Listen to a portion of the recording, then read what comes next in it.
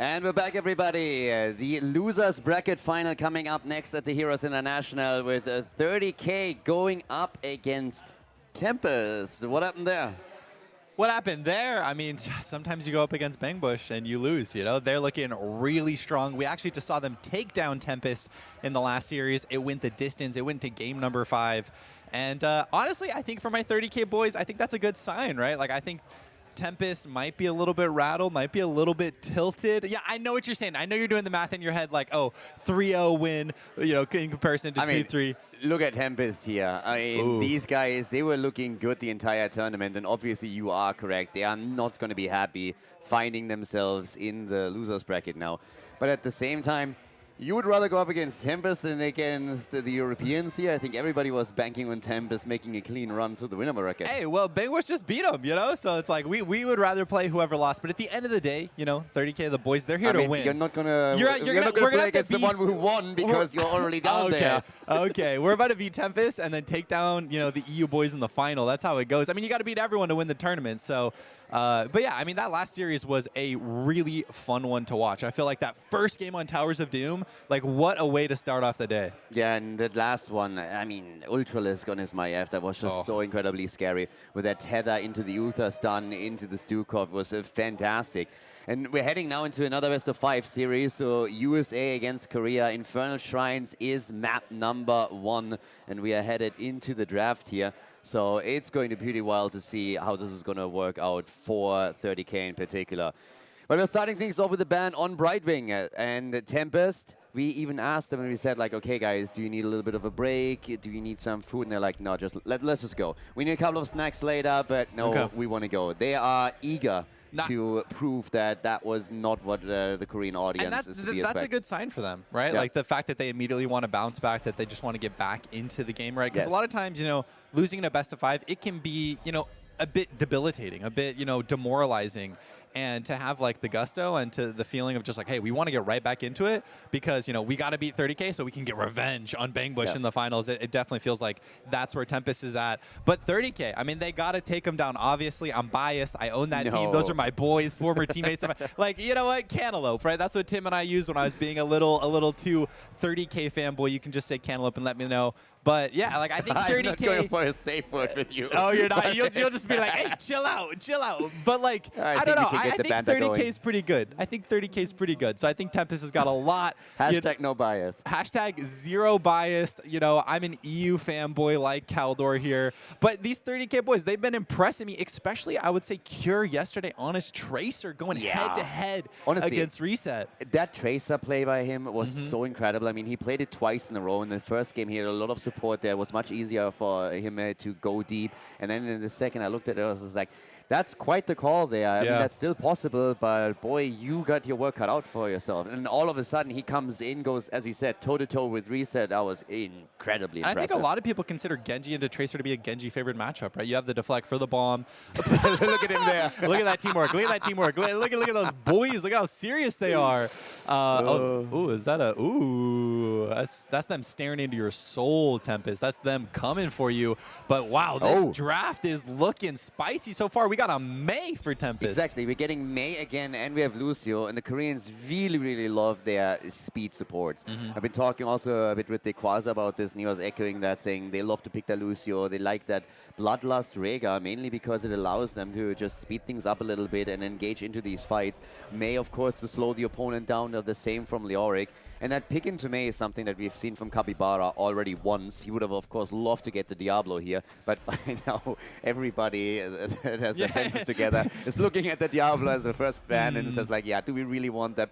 Probably not. Probably not. But, I mean, something to know. And maybe this will matter in this, you know, as the series goes on. But, you know, we've seen Capybara, it's like Diablo, Johanna are kind of the main two that they're looking to play on that tank. And so, you know, 30K taking away the Johanna, it looks like they immediately opt into Mei. Maybe that's a little bit of like a champion or a hero pool shrink, right? Like maybe Capybara, it doesn't feel the most comfortable on a lot of different heroes. So just maybe something to keep note of if 30K keeps targeting that tank pool. Is this Mei something that they, you know, continually to fall back on?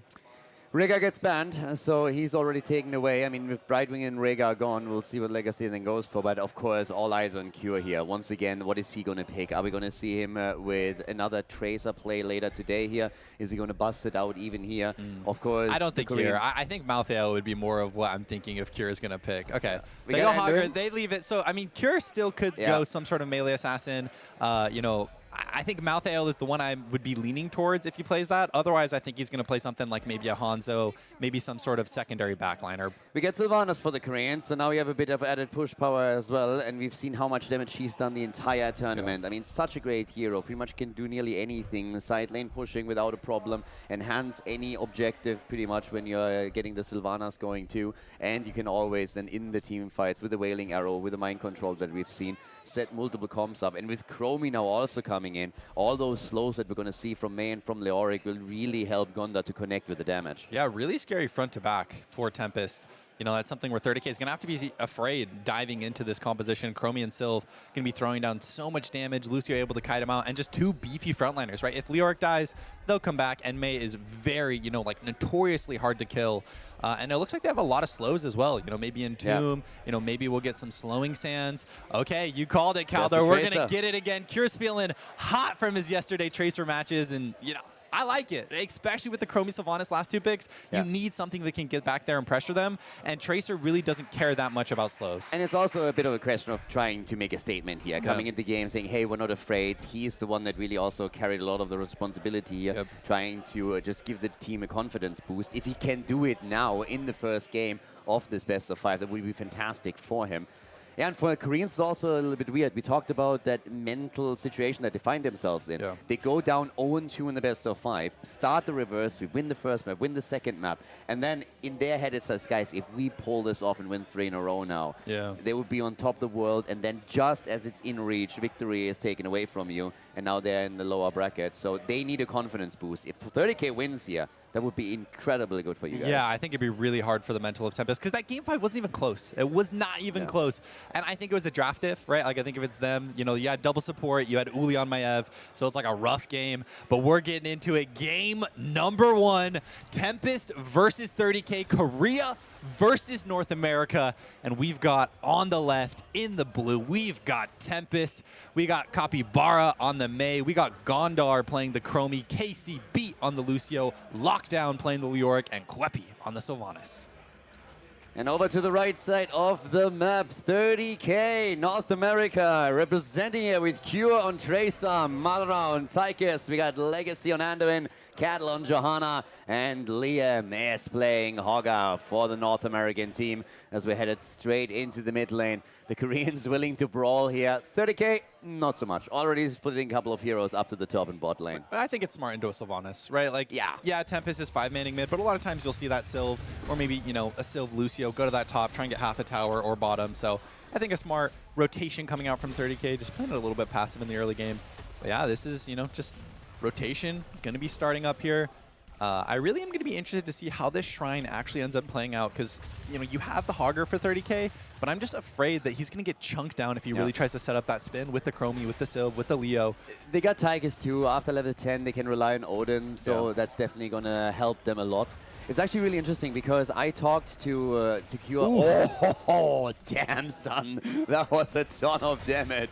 Chromie is not fucking around in the first game of the series. Wow. Hey, Cure's warming up. He got them boomer hands. You know, he's getting in his late 20s. He's not like Madara. He's not a youngin these days. Wait a sec. You're casting with me and you're calling Cure a boomer because he's in his late 20s. Okay, Cure and I are like same age. Thanks a lot. What am I, a fossil? But as pro players, you know, once you start reaching your late 20s, you do kind of feel like a boomer. It's like you're playing versus these 18, 19-year-olds. They got these zoomer reactions. We can't keep up with that. I talked to Cure a bit earlier, and the one thing I wanted to know is when we had the Vanquish up with the 2-0 and we were in game 3, I was asking, okay, guys, so be serious here. How much did you actually prepare for going up against Tempest in the losers bracket match?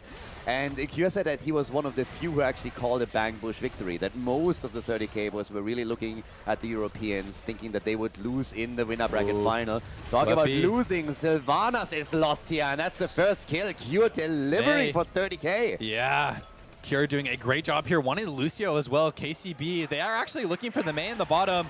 The Oh, Madara, though, a great save from Legacy, pulling Madara to safety, but good turnaround damage. That looked like it could have gone way worse for Tempest, but get out with just losing one. Absolutely. And yeah, Kura said that he actually prepared quite a bit for Tempest because he thought that the Europeans would be able to beat them in the winner bracket final, but most of his teammates more so looking to face off against Europe here in the lower bracket. So it's really always a question of how much do you prepare for an opponent if you think, how much do you actually think that the Europeans can go through the winner bracket? So they apparently did their homework there, so they felt quite confident, especially since they had a little bit more time. It was a 5-mapper, so they were just sitting there analyzing the drafts, looking at the games, and this should be an awesome series. 30K with a lead in the kills, and now we're heading into objective number 1 on Infernal Shrines. Yeah, and 30K with actually, I would say, pretty decent advantage rotation, right? They got their Blueser camp before. You see Sylvanas and Lucio still finishing it up. Lockdown actually going to start the Shrine first. So even though they don't have full numbers, they're going to be able to get about 10 Shrine minions before 30K is able to rotate there. So I really thought that would be in reverse. I thought 30K would be able to get, you know, the lead. But right now, Tempest is destroying this objective, currently 17-0. And they also have the Sylph split pushing top. So macro-wise, definitely Tempest winning out on this first Shrine. Now Leoric is forced back as we have 30K entering the position, but it's 29 stacks to 2. And Sylvanas is still pushing with the camp at the top. This is a horrible situation for 30K. KP is going to do so much damage here. They could even give the objective up and trade perfectly well into the opponent. So this is rough going. Cure might die. He's trying to go for it, but yeah, he nearly died there. He was in real trouble, and that is amazing for Tempest. And they even get that Punisher. Oh. Great for Tempest. Really well played. Wow. The solo kill. The solo bolo for Kwepi. Gets the kill, gets the wall, and forces the Hogger up there. And that means they're going to have, you know, a numbers advantage on this bot side if they want. They're just going to have Leoric pushing mid. But this is a lot of experience going in favor of Tempest. And they're getting a lot of damage on top 4 and bot 4. And it looks like Lockdown's also getting mid-balled. The Koreans on each lane just winning out, winning the 1v1 matchups as the loop is going to go out onto Cattle here. Not actually going to be a kill. Liam looking for revenge, saying, hey, you took down my captain, you took down Kieran, I'm going to take you out.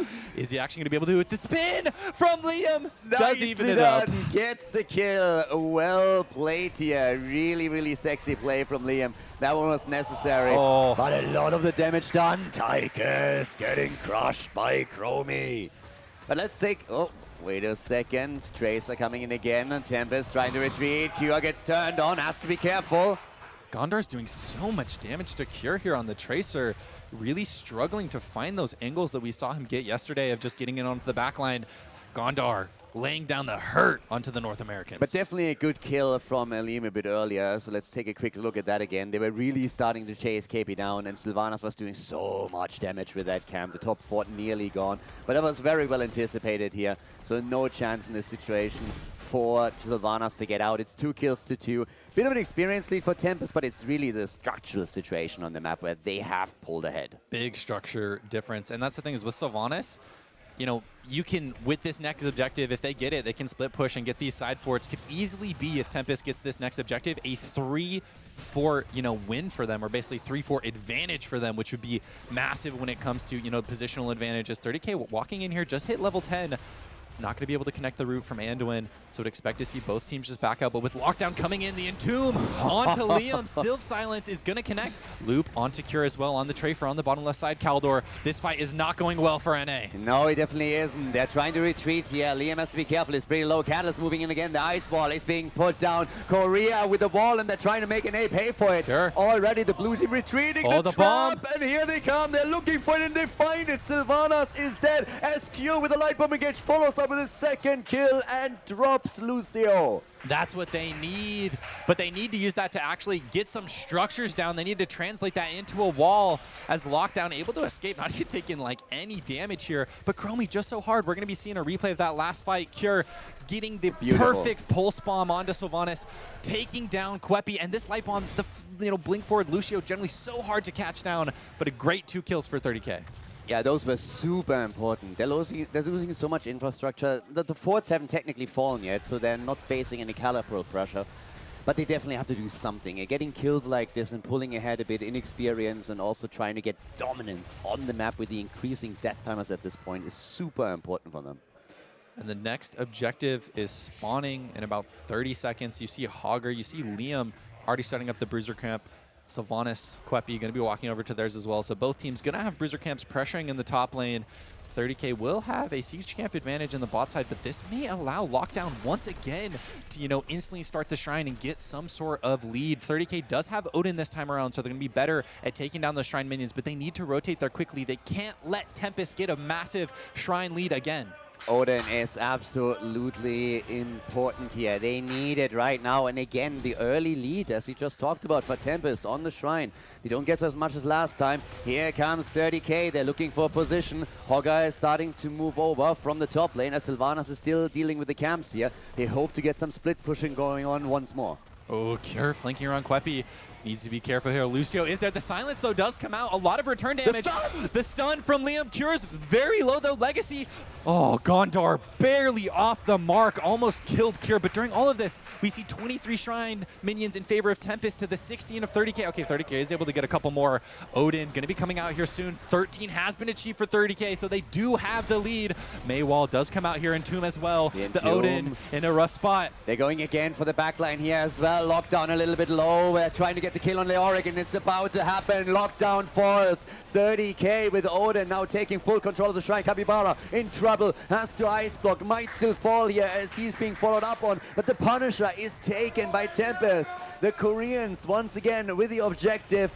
No chance for 30K to make this happen just yet. They need to defend once more, but they're pulling heavily ahead in kills. Yeah, Lockdown's about to respawn as well. That was the one hero that they were able to kill. And with Sylvanas' trait, they're able to disable this for Cure with a good job timing the blink with the jump, so no one on their team actually ends up getting stunned for that.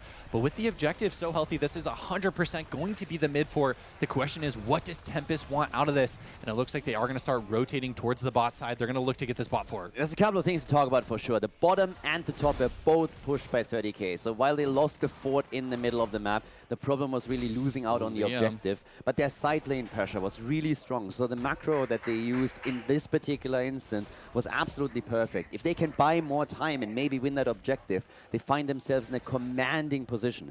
The kill count also doesn't really do too much for them just yet. They pull a bit ahead in experience, but the more important thing is it signals a bit of a trend. They're starting to get the kills. They're going for it again, and they just burn Tracer down. Sorry, Sylvana. She has no chance here. Gets killed, and if they can keep this up, as the death time has increased, they will gain more and more control of the map. Yeah, 30K continually able to get these kills, but the structure lead, we keep talking about it as Lockdown's going to be taking another fort here, just able to continually, get that further structure lead for Tempest. And yeah, once again, I mean, this is just clean execution that we're seeing in those situations from 30K. Light bomb engage, the stun is there, the grenade comes, and then Sylvanas dies. This is exactly what 30K needs to do. And look at the momentum. They're building so much weapon up now. One level lead, nearly level 16, double camp here in the middle, and they are pushing in. Tempest is shook. Yeah, level 16 about to be achieved for 30K as well. Honestly, I would have liked to see Madara just pop that Odin, baby. Hit this mid fort.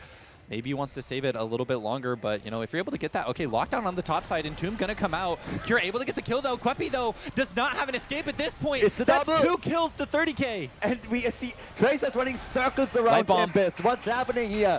We have North America coming in, swinging in game number 1 of the loser bracket final. 30K with 8 kills to 2, the 1 level lead, the level 16 talent advantage, and they're not stopping. They're going down to the bot lane. They can pressure for forts, they can wait for the objective. All of the structures are slowly dwindling on the side of Tempest. The Koreans at least have eliminated 2 forts already, but this is something that 30K can negate very, very quickly here. Yeah, Chromie full reset to get mana for this Shrine, and that's going to basically provide another opportunity for 30K to pressure a little bit harder onto this fort here, able to get that siege. This is level 16 to level 15, so if 30K, even though it's under a fort, if they're able to get a fight, it could be advantageous for them. Honestly, after the kills that they got, I'm a bit surprised that they didn't push harder for the mid lane fort to take that down. I think in that situation, they could have gotten more than they did. Yeah, they kind of just opted for the bot siege camp, but I agree with you, Khaldor. I think just pushing mid, especially considering how little mania Chromie had, I think would have been the better play. Cattle needs to be careful here. Does still have the unstoppable.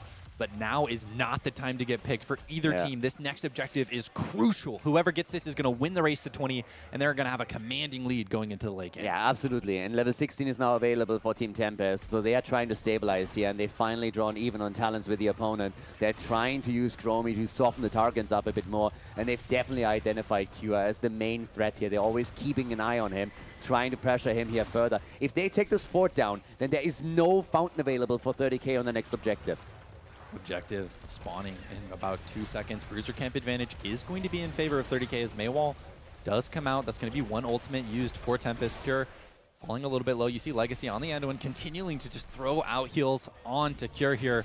Odin is available, but Lockdown once again getting a bit of a Shrine advantage. Every single time Lockdown has been in the right spot. Instantly on objectives, but Light Bomb! It comes out here. Great Unstoppable from Queppy. Going to be looking to get out here. Massive portable from Leadham. That's what 30k needed. Lucio down, Leo falls. What a beautiful stun combo here. The Blessed Shield coming out as well. They're getting the triple as May falls. And here's the attempt to at least drop Cure, but even that is not happening. Bam! Straight in the face of Chromie and Sylvanas. It's a 5-man team wipe as 30k just wipes the floor with the Korean team. Takes the fort down. They have access to the Shrine. Spin to win. Hogga is on a roll, and the rest of the team is softening up the bot lane wall. Oh, this is a massive momentum swing for 30k. They're going to get this entire keep. This is a potentially, they could 39 it, look for level 20, and look for the end. The question is that going to be what 30k is going for? But this is a full keep. This is a beautiful shot calling decision, recognizing, hey, we just leave one on Shrine. We do have Lockdown about to actually 1v1ing the Hogger, but I don't think it's going to be enough. Top lane, another fort falls, so it's not only the bot lane infrastructure that's in danger here. 30k has pressure going on the top lane too. The bottom keep is gone. The Punisher is taken, and with level 19.5, there's a serious chance for 30k to end here if they can lock in a kill, and they will be looking for that. What a fantastic situation now for the North American team. 30k posturing for the end here. Don't have the level 20, but they don't care. Odin's going to be spawning in 15 seconds, and that's a massive, cooldown for them when it comes to damaging onto the core. They're looking to pull the Punisher here towards the mid lane. Lockdown going for the Entomb. Able to trap Hogger, but not the one I think he was looking for. But Cure falling so low here, taking so much damage for the Chromie, and that could be a signal to pull them out. But Cure on the Light Bomb, going forward onto Lockdown. So much damage. Leoric is going to fall. May as well, very low, able to get a good ice wall. Oh, this looks like it's so good for 30k. The spin to win. They go for Gon. That is looking fantastic. The shield is already down. The core is falling, and 30k is trying to go for the victory. And game number 1, the level 20 is available to them. And everybody's low on the side of Team Tempest. They've got it. Trying to hold the core, but it's just not happening. It's a win, it's a lock, it's a W in Infernal Shrines for 30k. It looked scary in the beginning, but they were able to pull it out in the end, and I think it was off the back of that Light Bomb Tracer just duo combo. They continually were able to have, Light Bomb come out, instantly double blink. We saw it perfectly on the Sylvanas there, but in some of those more hectic team fights, they were able to get that combo off as well. And, people talk about Genji Anduin for Light Bomb delivery. 30k is teaching you about Tracer Anduin Light Bomb delivery. Tracer definitely delivering here. Sylvanas in particular was a prime target for Cure over and over again. It worked so well for them here. And the momentum that they built up in the middle of the game was just incredible. At the beginning, it looked pretty good for the Koreans. They were pushing the structures. They took a lead on infrastructure in general. But the kills kept coming for 30k. And as the death timer increased, they could also capitalize more and more on every single kill that they got here. It's a fantastic play from them. And the Koreans are definitely shaken at this point. They didn't expect to drop down into the losers bracket in the first place. And now they also lost the first map here. Not a situation that Korean teams find themselves in usually. Yeah, they're used to just face rolling the other regions, right? And then facing against Korea again in the finals, and it's like, their region clash all over again. But, North America and Europe, they're bringing it to Korea today. And 30k looked very convincing in that first game. My question when it comes to draft is, are we going to see an adaptation from Tempest? Do they not want to face off against that Tracer anymore? But also, this May pick to me is really, I don't think May is really good. I think situationally she's got some spots, and the fact that they picked her up so early in the 2/3 really screams to me that, Capybara feels the most comfortable on Diablo and Johanna, and if they're not able to get that, their third option for tank, what is it? I've seen it now twice, and it hasn't really impressed me too much. So we'll see what they can do here with that later, if we're going to see her again at all. But I think the ban pattern that we are seeing from 30K is actually like really, really solid, and that's definitely going to help. And they are going to stick with banning out Diablo if the map warrants it. Tomb of the Spider Queen is going to be the next map, so we're going to head into this soon. Before we, by the way, head into game number 2, we're waiting for the players to join. There's also one thing that I want to quickly talk about, and that is a big, big thank you to everybody that contributed to the GoFundMe, which, by the way, is still open. Last time we checked, we were at 17,000 that were donated. So, again, this is a community-driven event, but obviously Kevin from Energy Miami and other sponsors have actually spent a lot of money to make this happen, this offline event, get everybody in, all the flights, all the hotels paid for. So any contribution there is very much appreciated, and thanks to everybody that helped. It really, really means a lot. And this was a lot of work, a long time coming, and seeing that there's so much support from the community is absolutely amazing. And thank you very much for that. It's beautiful to see. This is made possible also by Khaldor. This man put in a lot of work as well, but Kevin and the sponsors and all of you for the community, if you want to see more stuff like that, definitely donate, definitely, help contribute to this cause, because it's awesome that Heroes of the Storm is still kicking. We still have international lands. We got Korean teams here. We got European teams here. We got North American. Like, it's beautiful to see. My wish would be for another event, if you can set it up, to maybe even get a Chinese team in. Oh. But that's a bit of a pipe dream. We'll see if that is ever going to happen. For now, we're focusing, of course, on the losers bracket final here at the Heroes International in Miami at our offline event. We got a lead for 30K as we're heading into Tomb of the Spider Queen. The North Americans pulling ahead, and Team Tempest, they gotta really reevaluate how they are approaching this series now. Brightwing gets banned, Diablo on the other side eliminated by 30K. We just spoke about it a second ago, and I think this is gonna happen throughout the entire series. They're not gonna give Capybara his Diablo. Yeah, no world. I mean, I think both of the Korean teams we've seen, their Diablo as a tank has just been terrifying. And I think taking away is definitely going to be a really good move. I think we might see a first pick from Johanna from Tempest, though. Tomb of the Spider Queen, one of the better Johanna maps, right? The wave clear gets a lot higher in priority. And I think for Capybara, it is a very comfort pick for them. So that's something I would definitely like to note. Okay, there's something I want to say. I think Kweppy in CCL was like the best player on 180 ping, okay? This is his first land, and I think the nerves have been getting to him a little bit. Yeah. In that last game, he had 6 deaths. We do see the Johanna pick. What can I say? 500 IQ.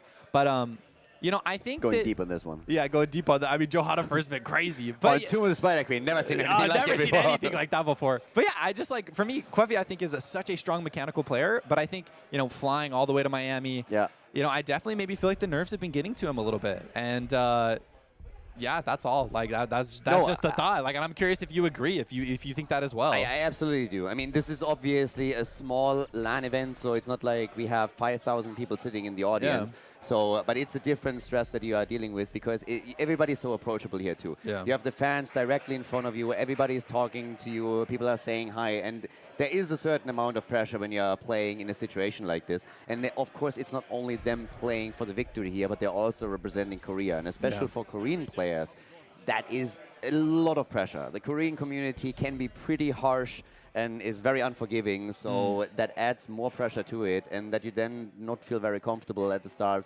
playing on stage, not in your normal environment that you have at home.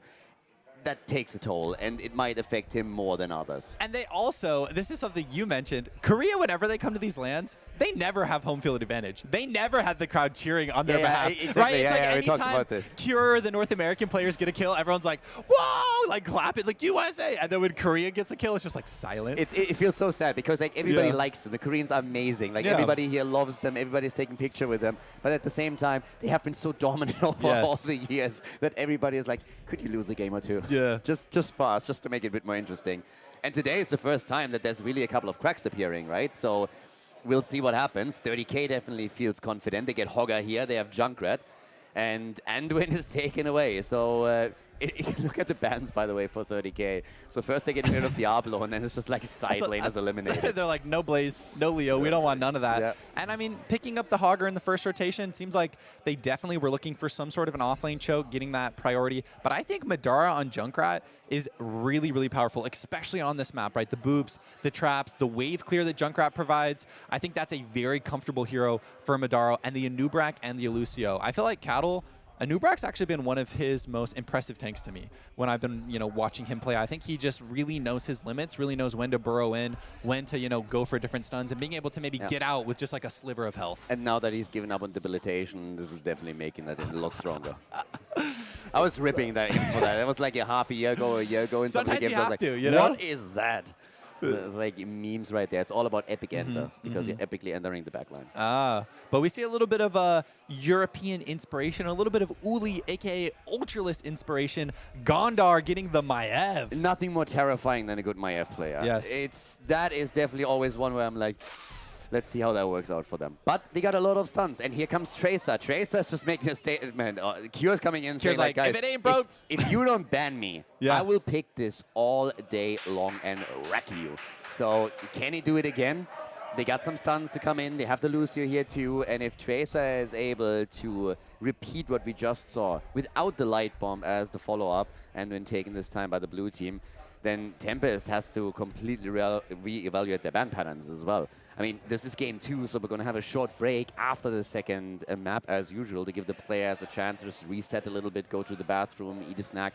But this is going to be a big one for Tempest. If they now lose this one too, another attempt to pull a reverse sweep off. If they got it in them, I'm not so sure. So for 30K, they're feeling great here. They want this one. Yeah, they're feeling really good. And, looking at this matchup, I'm going to be looking at Gondar on the Maiev and Cure on the Tracer. When I was talking to Cure literally last night, he was mentioning Ultralist Maiev and how Ultralist will disc him when he's playing Tracer. He'll predict his movement, and if you get dissed as a Tracer, you're dead. And that's something, if I'll be watching Gondar's disc and seeing if he's able to hit those on the Tracer, because I think it'll be game winning or game losing. Well, with that, we're jumping straight into the game, and on the left side in blue, Team Tempest. They're down 1 map in the best of 5 series. It is Gondar on Maiev, KCB on Anduin, Capybara on Johanna. KP is playing Hanzo, and Lockdown on Dehaka. On the right, in the red, we've got the North American champions. We got the pride of NA. We got Cure on Tracer, Madara playing the Junkrat, Cattle on the Anubrak, Legacy playing the Lucio, and Liam on his trademark Hogger. Absolutely love it. They are the American champions. They're the best looking. They're the strongest. And by the way, they're also my team. All right. Hashtag they're no also bias. my team. Cantaloupe. But you're not wrong. So immediately the focus on the bush. He tried to get the stun. They try to go for the Hogger Lockdown. Has to waddle his way out of that little death trap that we saw. But no kill for 30K just yet. It's going to be Burrow Force, though. I mean, immediately into the game.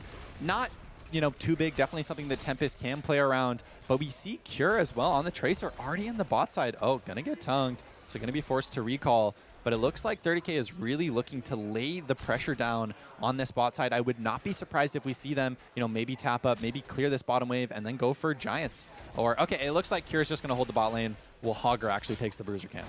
Yeah, and we have also a lot of mobility here. When we talk about Tracer, obviously, you have that dive that Anubrak brings to the team, but with Lucio, it can really speed this up, and these rotations can hit, especially the bot lane, very, very hard. So they're going to see if they can maybe take down Lockdown, and they're trying exactly here. Now, the stuns are both missing. Good job from Lockdown, dodging out on both of them, but this is going to become a very common occurrence, or at least I would expect so. It's not going to be the last time that they're aiming for him.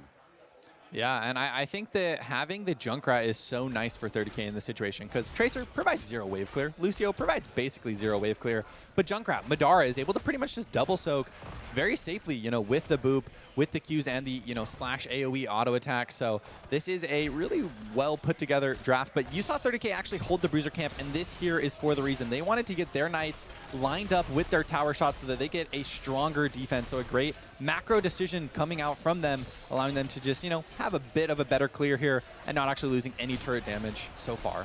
Pressure in the middle of the map right now. Gondar, of course, always going to be looking also for that tether right now.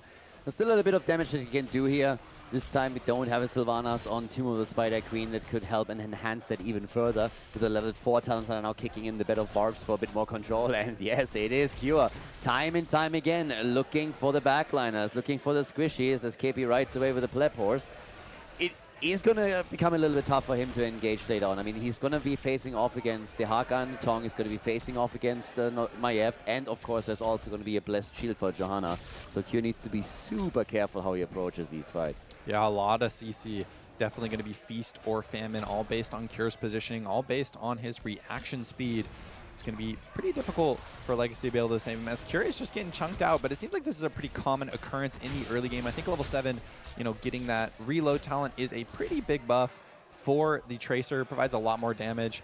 As Liam here starting up this huge camp, Lockdown able to scout it out. And with the Maiev rotating down, they're going to opt to, you know, stop actually going on to it with a full 5 rotation from Tempest coming down here. I like what Liam did there. He realized that they knew where he was. He realized that they were also willing to rotate down. So he just said, okay, I'm going to back off. We don't have to commit here. This is totally fine. And they just let them rotate and waste some time here. Meantime, there's the Boo block down, getting a few licks in, or at least trying to, but 30K is back. They're coming back down to the Siege Giant camp, and this time Liam is going to commit to it. Yeah, Tempest was winning the macro last game, but I feel like so far in the early game, it's been 30K winning the macro. I like them holding the Bruiser camp. Now going to get the Siege.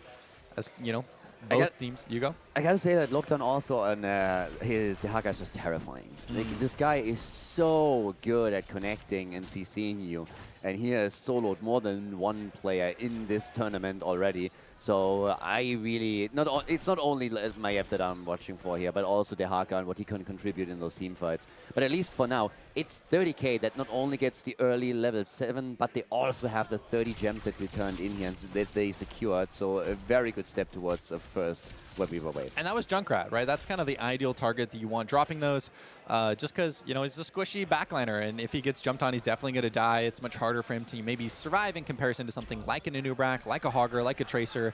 So, you know, having Madara drop those is nice. I'm really surprised how easily they're getting these turn-ins right now.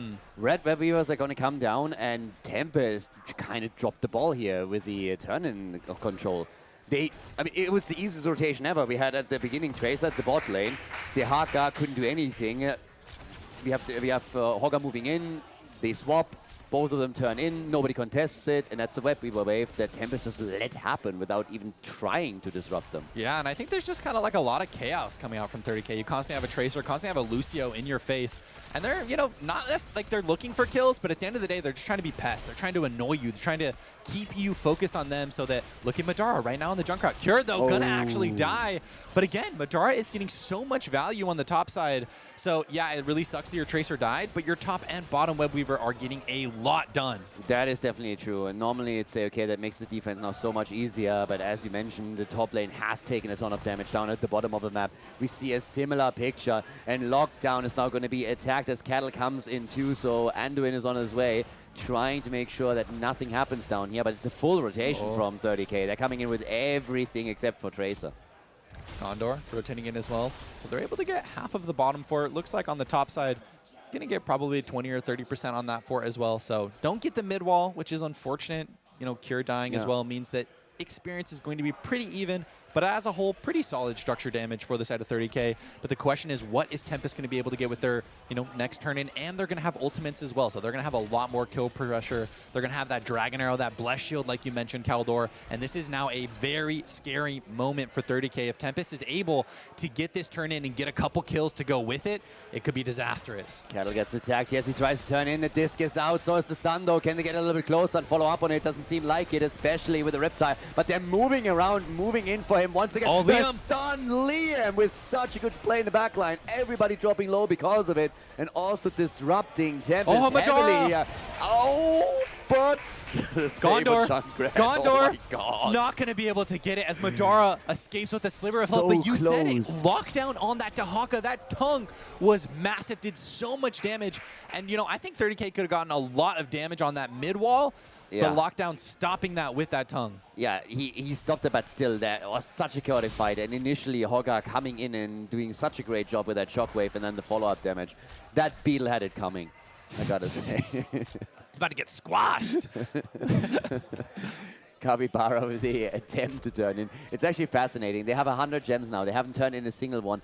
I gotta admit, Tempest is shocking me a bit currently how they're playing this, because let's face it, they are not doing jack shit to prevent these turn-ins from happening. It's crazy. It's crazy to me. It's 19 gems again that have been turned in by 30K, and Tempest is just not doing a good job on checking, is there somebody in the bushes? They're wasting a lot of time with turn-ins that are never going to happen because there's somebody sitting in the bush waiting. They didn't check it, they lose the time, and they haven't turned a single gem in nearly 8 minutes. Yeah, and they're constantly being stalled here as Cure.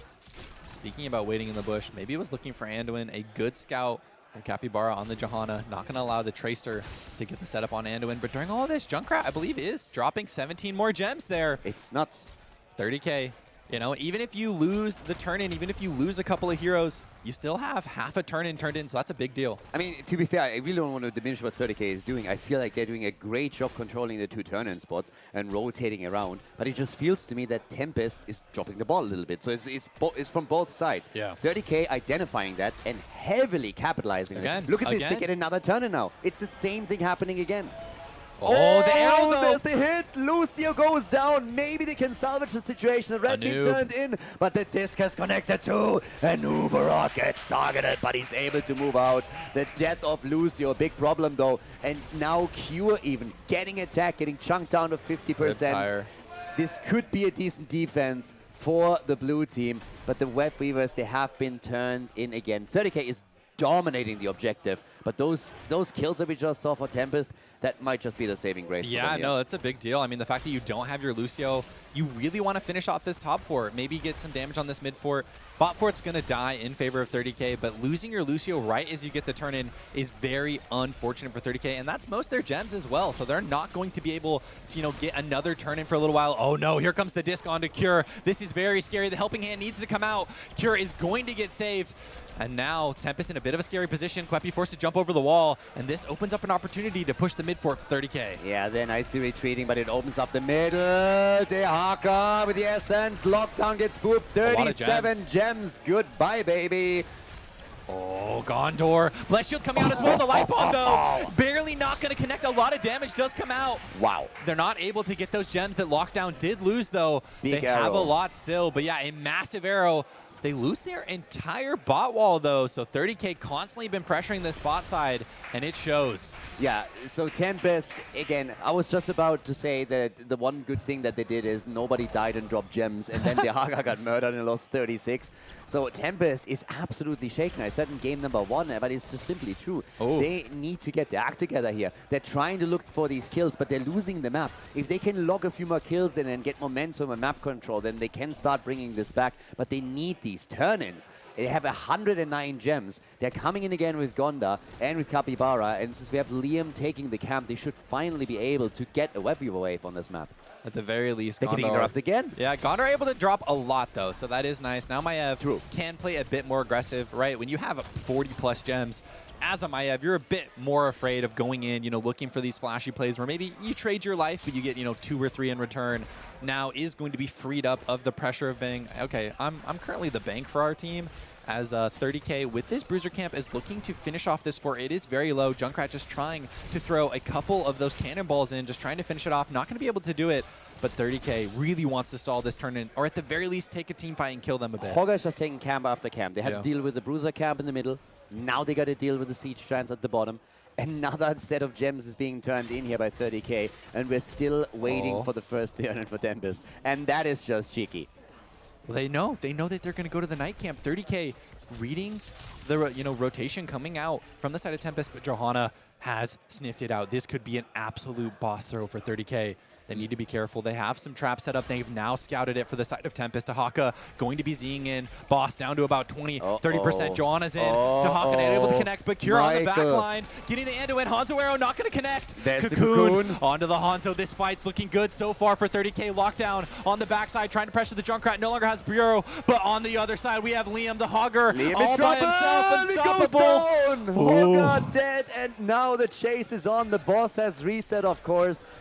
I mean, this could have been worse for 30K. It could have been better too, obviously, if they got a couple of kills here, but at least it wasn't a fight over the boss that they lost. The problem for them is that the mid lane has been pushed out now by Tempest since that Bruiser Camp was taken before Tempest rotated top. There's the turn-in. Maybe that is the moment where Tempest can build up some momentum. 30K, that boss call, a bit too greedy. Yeah, I mean, here's the thing. If Tempest is 5 seconds slower, you get it. So it is definitely a greedy call, but they're playing to win, which I do like to see. Acceptable risk. Acceptable risk is how I feel about it. And they played it well, right? They recognize, okay, they scouted it out. We're instantly leashing it. We're not trying to finish. We're just going to take the fight. And they don't have a top for it. So with your Tracer, you're able to kind of pressure the backline. Madara, though, here, still able to actually use the Riptire. Kind of interesting, but, you know, good good job from Tempest. So scary when you have the 45 gems here at the front line. Now that mid fort should be going down. 16 on both sides now. Anduin turns into the pullout king with a double that he has now on his 16 on his straight. Here the fort gets destroyed at the bottom of the map. We got Liam dealing with it with his hog up at the top side. Cure already doing a great job. I mean, the rotation is happening. Tempest knows they need to do something here. It was their first turn in the game. They got the gems for a second one. If they can get the double turn, it would be great. And 30k, they know that they have to stop this now as best they can. They lost one fort, but can they hold the bot lane? Yeah, really where it's going to be scary is if Tempest is able to chain this into a second, into a potential third, as they have 99 gems right now. Cattle, though, going for the burrow in, not going to be able to connect it onto Kwepi, onto the Hanzo, but the arrow is going to get juked. They're not going to actually connect everything. Was a bit scary, though, for a moment. Yeah. Narrowly missing the target here as Hanzo goes for it. And that arrow is still flying. Rumor has it is flying over Miami as we speak. 3 kills to 1. Went for the risk there. Tried to... They hoped for a connect. I mean, if it does, then they get a kill opportunity. And he's not going to... Oh, well, he might need it here. I would have loved to use it. Blessed Shield dodged. Blessed Shield is missed, and now the fight turns as Lockdown comes in from the side looking for another drag. Has to be careful. What about Liam, though? Hogga spinning to win. 31 gems turned in by 30k. They gotta turn in, but so does Team Tempest. If they can get to a spot and get rid of their gems, and they're trying, but 30k is doing such a great job interrupting them over and over again. It's kind of the power of the Junkrat. Has a lot of stalls. Cattle probably going to get this next one. It is unfortunate when your tank has so many of the gems. 30k, gonna get 18 gems. Oh, it's gonna be a race. Johanna gets 51 in, but 30k, I think they did the, oh no, Tracer got stalled, so they're not gonna be able to get it, and this is going to be a second turn in chained for Tempest. This is the momentum starting to swing back in favor of the Koreans. They could get a lot here. They need to get a lot here. The Koreans are drawing even now in turn-ins. This is their second one, and both teams will have enough gems for a third one after this. Right now, level 18 on both sides, 3 kills to 1.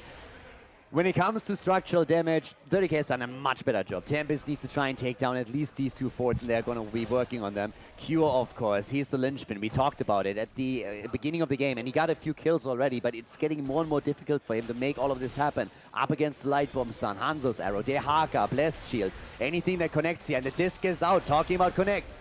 Nubarak gets attacked here, but they can't follow up on it just yet. They're slowing them down a little bit. The 4 versus 4 the top lane, as down at the bottom of the map, it's the continued 1v1 between the side laners. Yeah, I mean, that's a very early disc. I really would like to see Gondar hold it longer or just use it constantly to, pressure the Tracer. Cure, as second he sees that disc go out, is going to start playing more aggressive. Because when he's then, 1v1ing in the backline, all he has to do is not get pulled by Maev and not get rooted by Anduin, which both of those spells are really hard to hit on Tracer that's blinking all over the place, moving all over the place. So yeah, I think that really is a cooldown Gondar needs to be more patient with. What a fantastic defense by 30k. Yeah, don't even lose a fort. Exactly. They lost some hit points at the top, but that was all that they lost here. And Team Tempest using Hogga time and time again to get these camps. But of course, now the gems get turned in. And with Lockdown delivering, this would be the 3rd Web Weaver wave in a row. 30k not quick enough to make it happen. But at this point, Tempest really needs to buckle down. And look at experience. The red team very likely going to end up with the early level 20. I think this is a good... I think 30k's happy with this. I mean, they didn't contest at all. They're like, you know what? We were winning the race to 20. Your spiders are going to hit right when we get our level 20 advantage. And guess what? Liam, like clockwork, you don't want to know what he's doing? He's hitting Merc camps. That's what he does. He's a macro king. And he instantly gets the bruiser camp. And now with this 20 advantage, they're going to get a free clear on the mid spider. Probably going to be able to rotate to the bot spider. And what? Tempest is going to be able to push top and get top fort? 60 minutes into the game, level 20 to level 20, all you get is a fort with your turn in. That's already half down. Yeah. It's not a great sign so far for Tempest. They need kills. They need to maybe look for a force up here on the top side. You have a Dahaka. You have a Burrow. Yeah. Look to dive. Look to get on this Junkrat, on this Lucio. But 30k, recognizing that, is playing pretty passive. I like this decision from them. Who cares? It's just a fort. They got level 20, so now they can fight. The fort is going down. They don't even try to defend it. There's no need to. The rotation down to the bottom of the map is happening as Tempest is looking for a bit more structural damage. But now we have both of the teams with the Storm talents here. The disc is missing. Liam dodging it. Well played by him. And yes, Tempest needs to do something. They got kills. What an arrow! Oh my god! Cure gets completely dumped on Get Wrecked, son. What a play by Hanzo. That was insane. Well, that's what Tempest needed. You see it here set up from Kwepi on the Hanzo, throwing out the arrow. I don't think Cure accepted it, but the bullseye follow-up immediately and the scatter to boot. That's the play. That's the kill that Tempest needed, and it's going to provide them a boss, which gives them a crucial win condition. And for the first time in this game, we're seeing a proper interrupt on the turn, and nicely done. Stun. Oh, even the Cocoon being used right now. Cocoon used to make sure that the Web Weavers come in. Well done, but the chase might be on here. Is he getting into range for the Blessed Shield? He's not. But the boss at the 18-minute mark is going to do damage topside, and this turn in from 30k only executed to force Tempest to defend and not push with the top lane. But wow. Tempest ruthless. They see a kill, insane Hanzo play, double stun into a Tracer kill, and without hesitation, they instantly move towards the boss, trying to finally get some momentum in this game. Yeah, I was a little critical of Kwepi, but he's starting to show up. He's starting to heat up, and that's what Tempest needs. They need more plays like that. He probably heard you. He probably heard me. He's like, how dare he? But I'm going to show him. I'm going to show him. But now the game is in a much more even state. I mean, structurally, Tempest has a win condition. They've gotten that top 4. If they're able to get another boss, that top keep is the area that they're going to win in. Both teams coming out of this Web Weaver phase will have a turn in. It's going to come down to this last team fight, 19 minutes into the game. Level 20 achieved for both teams. Whoever wins this one is going to win this second game. And that's what you need. I mean, if 30k, if you go up 2-0, I think that's maybe lights out for Tempest. It would be hard for them to rally again and try and get another reverse sweep. But here we go. Yeah, they already tried to get the reverse sweep in the winner bracket final against the Bang Bush and failed, and having to dig down deep to try and do it again would take so much from this team. They want this victory on the second map. They want to draw even with the North Americans, want to make sure that they have a good chance to go straight into Game 3 and maybe even take the lead themselves. But as it stands, the turn-in opportunity is in the hands of the blue team. There's still 5 gems missing for 30k. They will pick them up in a second. But right now, Tempest might have an opportunity here if they can just push 30k back a little bit further. Lockdown. Posturing. Gondor actually another Hanzo arrow. The helping hand though. Bless Shield is not going to connect onto Tracer. Cure able to escape. They used a lot of cooldowns there. Yes, 30k Maiev though getting a lot of damage. Lockdown. It's coming up all 30k baby. Gondor in the backline's going to die. Is dead. Kepi Ball is about to die. It's 4 heroes down. At least Hanzo gets a kill, but 4 heroes gone on the side of Team Tempest. 30k with all the momentum in the world right now. 50 seconds until the Koreans have the lineup back at the top. They're trying to push Kepi, the sole survivor of this onslaught. 30k with a big, big advantage and opportunity. A really big kill from Kwepi though. I know it's a 1v4, but they have no healer. Look how low Cattle is. Madara as well. Oh, I like this from Cure, just all-inning Liam as well. They recognize the Hanzo's going to do a lot of damage. They fall very low with this, though. 20 seconds, 18. Dahaka's going to be up soon. It looks like they're posturing for the end. I don't know if they're going to be able to do it. 10 seconds until Dahaka's up. It's looking really good for them. They're starting to move in just as Dahaka's about to spawn, but look at the shield. It's already moving down, and the Web Weaver hasn't even approached yet. Catapults together with it, too. This is looking fantastic for North America. 30k, they're gonna take it. This is victory in game number 2. They take the big lead. The defense is trying their best, but it is just not happening. They take a 2-0 lead over Tempest, who are visibly shaken and in real trouble in this tournament. Wow.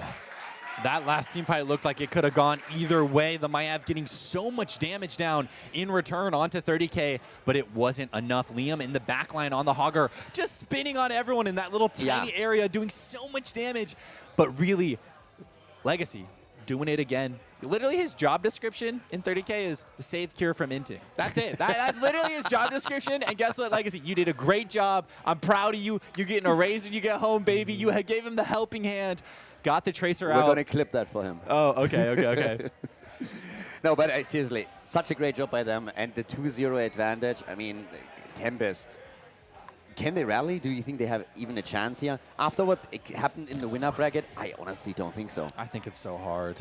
It's incredibly hard. I don't think so. I mean, but they're currently down 2-0, right? So it's obviously 30k favor, but just the way that they didn't get the reverse sweep in the first series, to muster it back and be able to play 3 more games, win it again, I think that is too much to ask. I think that's too tall of a mountain to climb for Tempest. I think they were a very good team. That looked like a very close game. It could have gone either way. But, unless they pull out maybe something that we haven't seen yet from like a draft perspective, kind of like 30K did yesterday with Tracer, where they kind of have this pick that all of a sudden completely changes the mix, I don't think they're going to be able to bring it back. But who knows? I mean, I would be happy with a Game 5, assuming 30K wins. I like more Heroes of the Storm games. How gracious. Yeah, what can I say? I'm a man of the people. But the one thing that I agree on, it was an incredibly close game. But we talked about this when Tempest was able to take a 3-1 victory against Washed Up in the winner bracket. At the end of the day, when you're looking at the result, nobody cares anymore how close these games were. Everybody just looks at the end result, and that's it. And right now, the result or the score of the game is an 0-2 in favor of 30K. And winning 3 in a row is going to be a very, very tall order. You could see it on the camera. The Koreans, they looked resigned. They looked absolutely frustrated. And we have a break coming up, of course, because, again, after 2 maps, always a chance for the players to eat a quick bite, go to the bathroom. I'm not sure if it's going to be enough. A break in a situation like this can be good, but it also can be bad, right? A break can lead to basically the team walking outside and saying, this is why we're losing, it's your fault, da-da-da-da-da. And that can lead to, like, demoralized team atmosphere. Or it can be the opposite side of the coin. You can have someone on the team step up as a leader and say, guess what? 1 game at a time. Yeah, we're down. We've been having a hard time, but we're the best team here, and let's show it. Let's just play our game. And I'd really like to see – I'm not super familiar with who's like the captain and who would step up and have that role in Tempest, but you have a lot of players here. I mean, Lockdown, someone we've seen play at BlizzCons. We've seen him play on the world stage. I feel like he's kind of the one I'm looking at where you got to be, hey, you got to rally the team here. You got to show them some gusto. You got to let them know why you're a world champion and show up. And we are back. Game number 3 coming up, everybody. And dare I say it, Korea is behind, and 30K is looking at 3 match points to send the Koreans packing and move on to the winner bracket final, the grand final, my bad. I think the words you were looking for, Khaldor, is NA looks amazing. They're looking powerful. They're looking strong. They're looking like they're going to take down Korea and then beat your EU boys. I think those were the words you were looking for. Why did they give you beers and not me? You're clearly drunk. I'm just smoking that sweet copium. You know what I'm saying? I'm copiumed up. They got me hooked up to the North American Dream machine, and yeah, I'm taking big inhales. I mean, your boys have given you a lot of reason to be hopeful here. 2-0 advantage in the best of 5. That is nearly impossible to break. Can Korea bring this back? It's going to be incredibly difficult. Garden of Terror is the 3rd map, and at this point, it looks like. I mean, we ended this day, we had 3 teams left, 1 from each region, and in everybody's mind it was like Tempest is going to be in the grand final somehow. At this point, it looks like it's going to be a Western battle between North America and Europe. If Tempest really wants to make this happen, wants to go to the grand final and get revenge against the Bang Bush, then they have to really dig deep. They had a short break. Let's see if it was enough. Yeah, and I was going to say, what a hard map to do it on. Garden of Terror pretty much guaranteed to go like at least 20-plus minutes, at least like level 22, 23, 24. Every time we've seen this map in this tournament so far, it has gone very much into the late game. So that's something where Tempest, once you reach that, 20, 22 minutes, your mental's fatigued, right? You're thinking, oh my gosh, like I hope I don't make a mistake because I don't want to be the reason that not only my team, but Korea as a region got knocked out of this HOTS International. So definitely going to, I would really like to see both teams draft for the late game. I want to quickly also talk about something, because every time we're having international events, Koreans, obviously, they are one of the favorites to take the tournament, and they've always proven to be incredibly powerful. The one thing that I have echoed since the first qualifier is that Korea has won a significant disadvantage over Europe and North America, and that is that from all 3 regions, they had the least competitive opportunities since HGC went down. Whereas in Europe, we had pretty much 1 tournament after another. In NA, you had the CCL. The Koreans had 2 or 3 competitive tournaments, and that was it in all those years. So while they still have insanely gifted and skilled players, especially on the mechanical side, players that have a huge amount of game knowledge and understanding, they lack the training opportunities that the other regions have. Now, the question coming into this tournament was always, does that matter? Yeah. Are they so strong, at least at the top end, that they can still take everyone down? And it looked for a long time like Tempest would exactly do that. But this is one of the reasons why they might be struggling here, and definitely something we have to point out as well. Yeah, and I think we have to recognize, hey, if this was HGC days, I think these Korean players would definitely be 6.5 out of 10, no baby. combat opportunities, unfortunately. But like, yeah, I think it was like HGC days where Korea did have that ability to constantly grind and have a lot of teams that were competitive. I think we'd maybe be seeing a bit of a different story, but this is where we're at. And looking at the draft right now, 30K running it back with Madara's Junkrat. Did look very good in the last game. Also getting the Johanna paired with it, and Tempest on the other side. Prioritizing that Lucio. Yeah. Like you said, they like the speed resorts and getting the Haka for lockdown as well as the Sylvanas again. I love what Tempest has here. Yeah, like, this is awesome. Powerful. They had Lucio. He helps you so much with quick rotations. You have the Haka for controlling the lanes if you lose a couple of forts or even keeps. And he can also side lane push a bit. Sylvanas can do the exact same thing. So the opening that they have here is insanely powerful. And we've seen what the Haka or lockdown can do with the Haka and those tongues that he's continuously connecting, creating kill opportunities. This is an incredibly powerful start into the draft for them. I'm just really curious to see what they're now going to draft for the front line and also for KP. They don't ban Tracer. So that's something. It's the next one. Tim came over and he was like, they're banning Tracer. And he was wrong. You know? We blame Trickslayer for this one. But like, I really think maybe a third rotation Tracer ban was going to come out. I thought it was going to happen. Curious looks so good on that. In the last 4 games that 30K has played, I mean, they do have a Lucio. They do have two Sylvanas. Both of those targets are pretty good for Tracer to take down. The question is Cure going to look for that again? They go for the Deckard and the Anubrak. I like this. They're opting into the flex last pick for Cure. I think Zeratul is also something that we could potentially see. 30K was consistently getting Zeratul banned against them, 6 months ago, 7 months ago, and Cure was really known as the best Zeratul in the world, if not one of the best. So that's something that on this map I think is a good one. Are we talking HGC or post-HGC? Okay, post-HGC. Post-HGC. I mean, HGC is like a different era, right? Yeah, it's like the post-HGC era. I would like to call Dino out here, please. As the best era? Okay, I feel like we didn't really get to see him outside of just Europe. I think Dino, listen, I love Dino. I think Dino's a really, really talented player. But I think looking at the body of work, I think you have to look at Cure, the stakes that he was playing for, and how he was styling with his Zera and give it to him. After he dropped his Zera to build an adapted Dino's build, that might have been true. Anyways, doesn't matter. That's the Tracer. First of all, like 2 things. Tracer, again. Yes. So Korea didn't ban her. They might get punished right now, but we got Mei again. We talked about that in the game where they played it. She really have the impact that warrants the pick here. Yeah. And I feel the targeting of Capybara and his hero pool seems to be kind of working. At least I believe that 30K is going to be happy about that pick. KB on Genji, of course, is also scary. We talked a little bit about the macro elements that they have in that draft with the Haka, with Lucio, with Sylvanas. There's a lot that they can do to maybe even try and out-macro them. But I'm not quite sure how happy I am about that frontline pick. I mean, that was very much a target from 30K. They picked the Anubrak later in the phase, and they're throwing Liam on Johanna in the off lane. Johanna is pretty powerful, and when I was talking about draft for the late game, I would love to see Falling Sword from Liam here. Very, very powerful, especially once you reach the level 20 CDR, but they are focusing down that tank pool, and they got the Anubrak and Johanna, and it looks like, Capybara is back onto that Mei train, back onto the Ice Queen, but we'll see if it's able to have a bit more impact as we're getting into it. Game number 3 here, Khaldor. I'd like you to intro Tempest.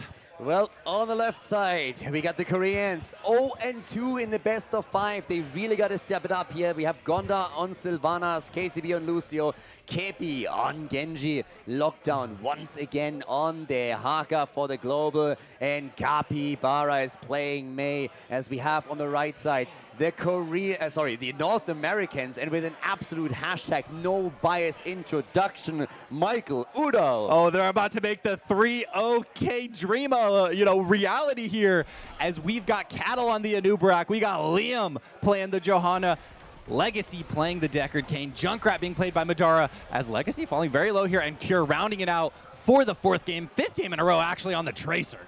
I am actually surprised how tame you were with this one. I was expecting a lot more. Cure, and there's Mei with a hit, and Cure gets taken down. Sag. My American copium not going out great, but it's only 40 seconds into the game. These early kills, it's like hitting 2 minions. It's fine. Cure, has got to get his ints out of the system. But yeah, I would expect to see a lot of camp here. I mean, one thing to note, 30K last game did have the Hogger, right? Liam was always on the camps. This game, you know, Johanna is not as good of a, you know, PvEer when it comes to actually clearing out those camps. So 30K may be a bit slower in comparison to, you know, the Sylvanas and the Genji for the side of Tempest. Do you want to know how a real NA introduction would look like? Give it to me. On the right side is 30K. They're 2-0. Liam, beautiful as always with Johanna. We got Cattle, scary on the tank. And in all his glory, Legacy, the monster, the powerhouse on the support with Cure, the master of disaster. On Tracer and Madara playing Junkrat to end all hopes and dreams of Tempest. All hopes and dreams. Them packing. That's what I expected. All right, well, I will be paying you for some casting coaching. Appreciate it, Khaldor. You shouldn't give me the free tips. That's a yoink. But we got a level 4 advantage for Tempest. We got a bruiser camp coming out for them.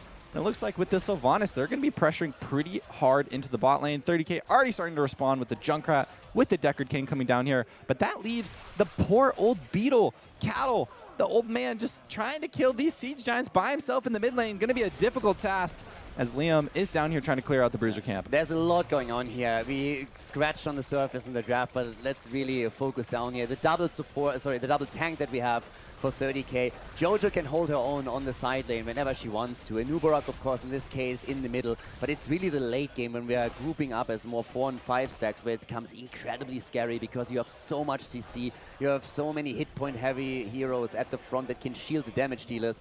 Then, of course, Tempest.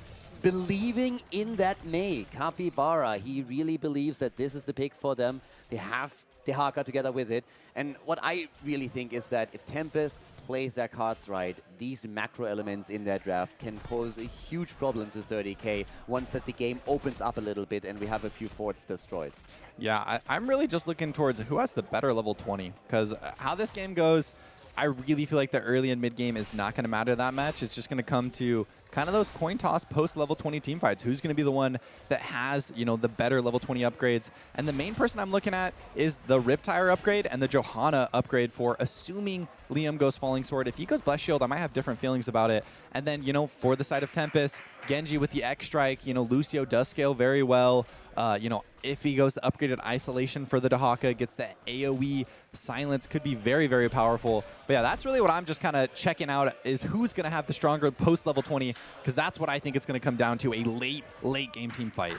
Tempest is on their last leg. If they lose now, then they are out of the tournament. They would still take 3rd place, but that, in their view, would definitely be a loss and a disappointment. Nice move against Lockdown, and he's getting murdered here. Immediately 30K swarming him, trying to get the kill, and indeed they do. Absolutely outnumbered here. The second that he got booped over the wall, everybody on 30K just pounced on him. What'd you call him, Madara, the crusher of Tempest hopes and dreams? I have no idea anymore. I think that's what it was, and he's doing it right now, showing Lockdown who's boss. A great Junkrat boop coming out from Madara, and a trap as well to follow up.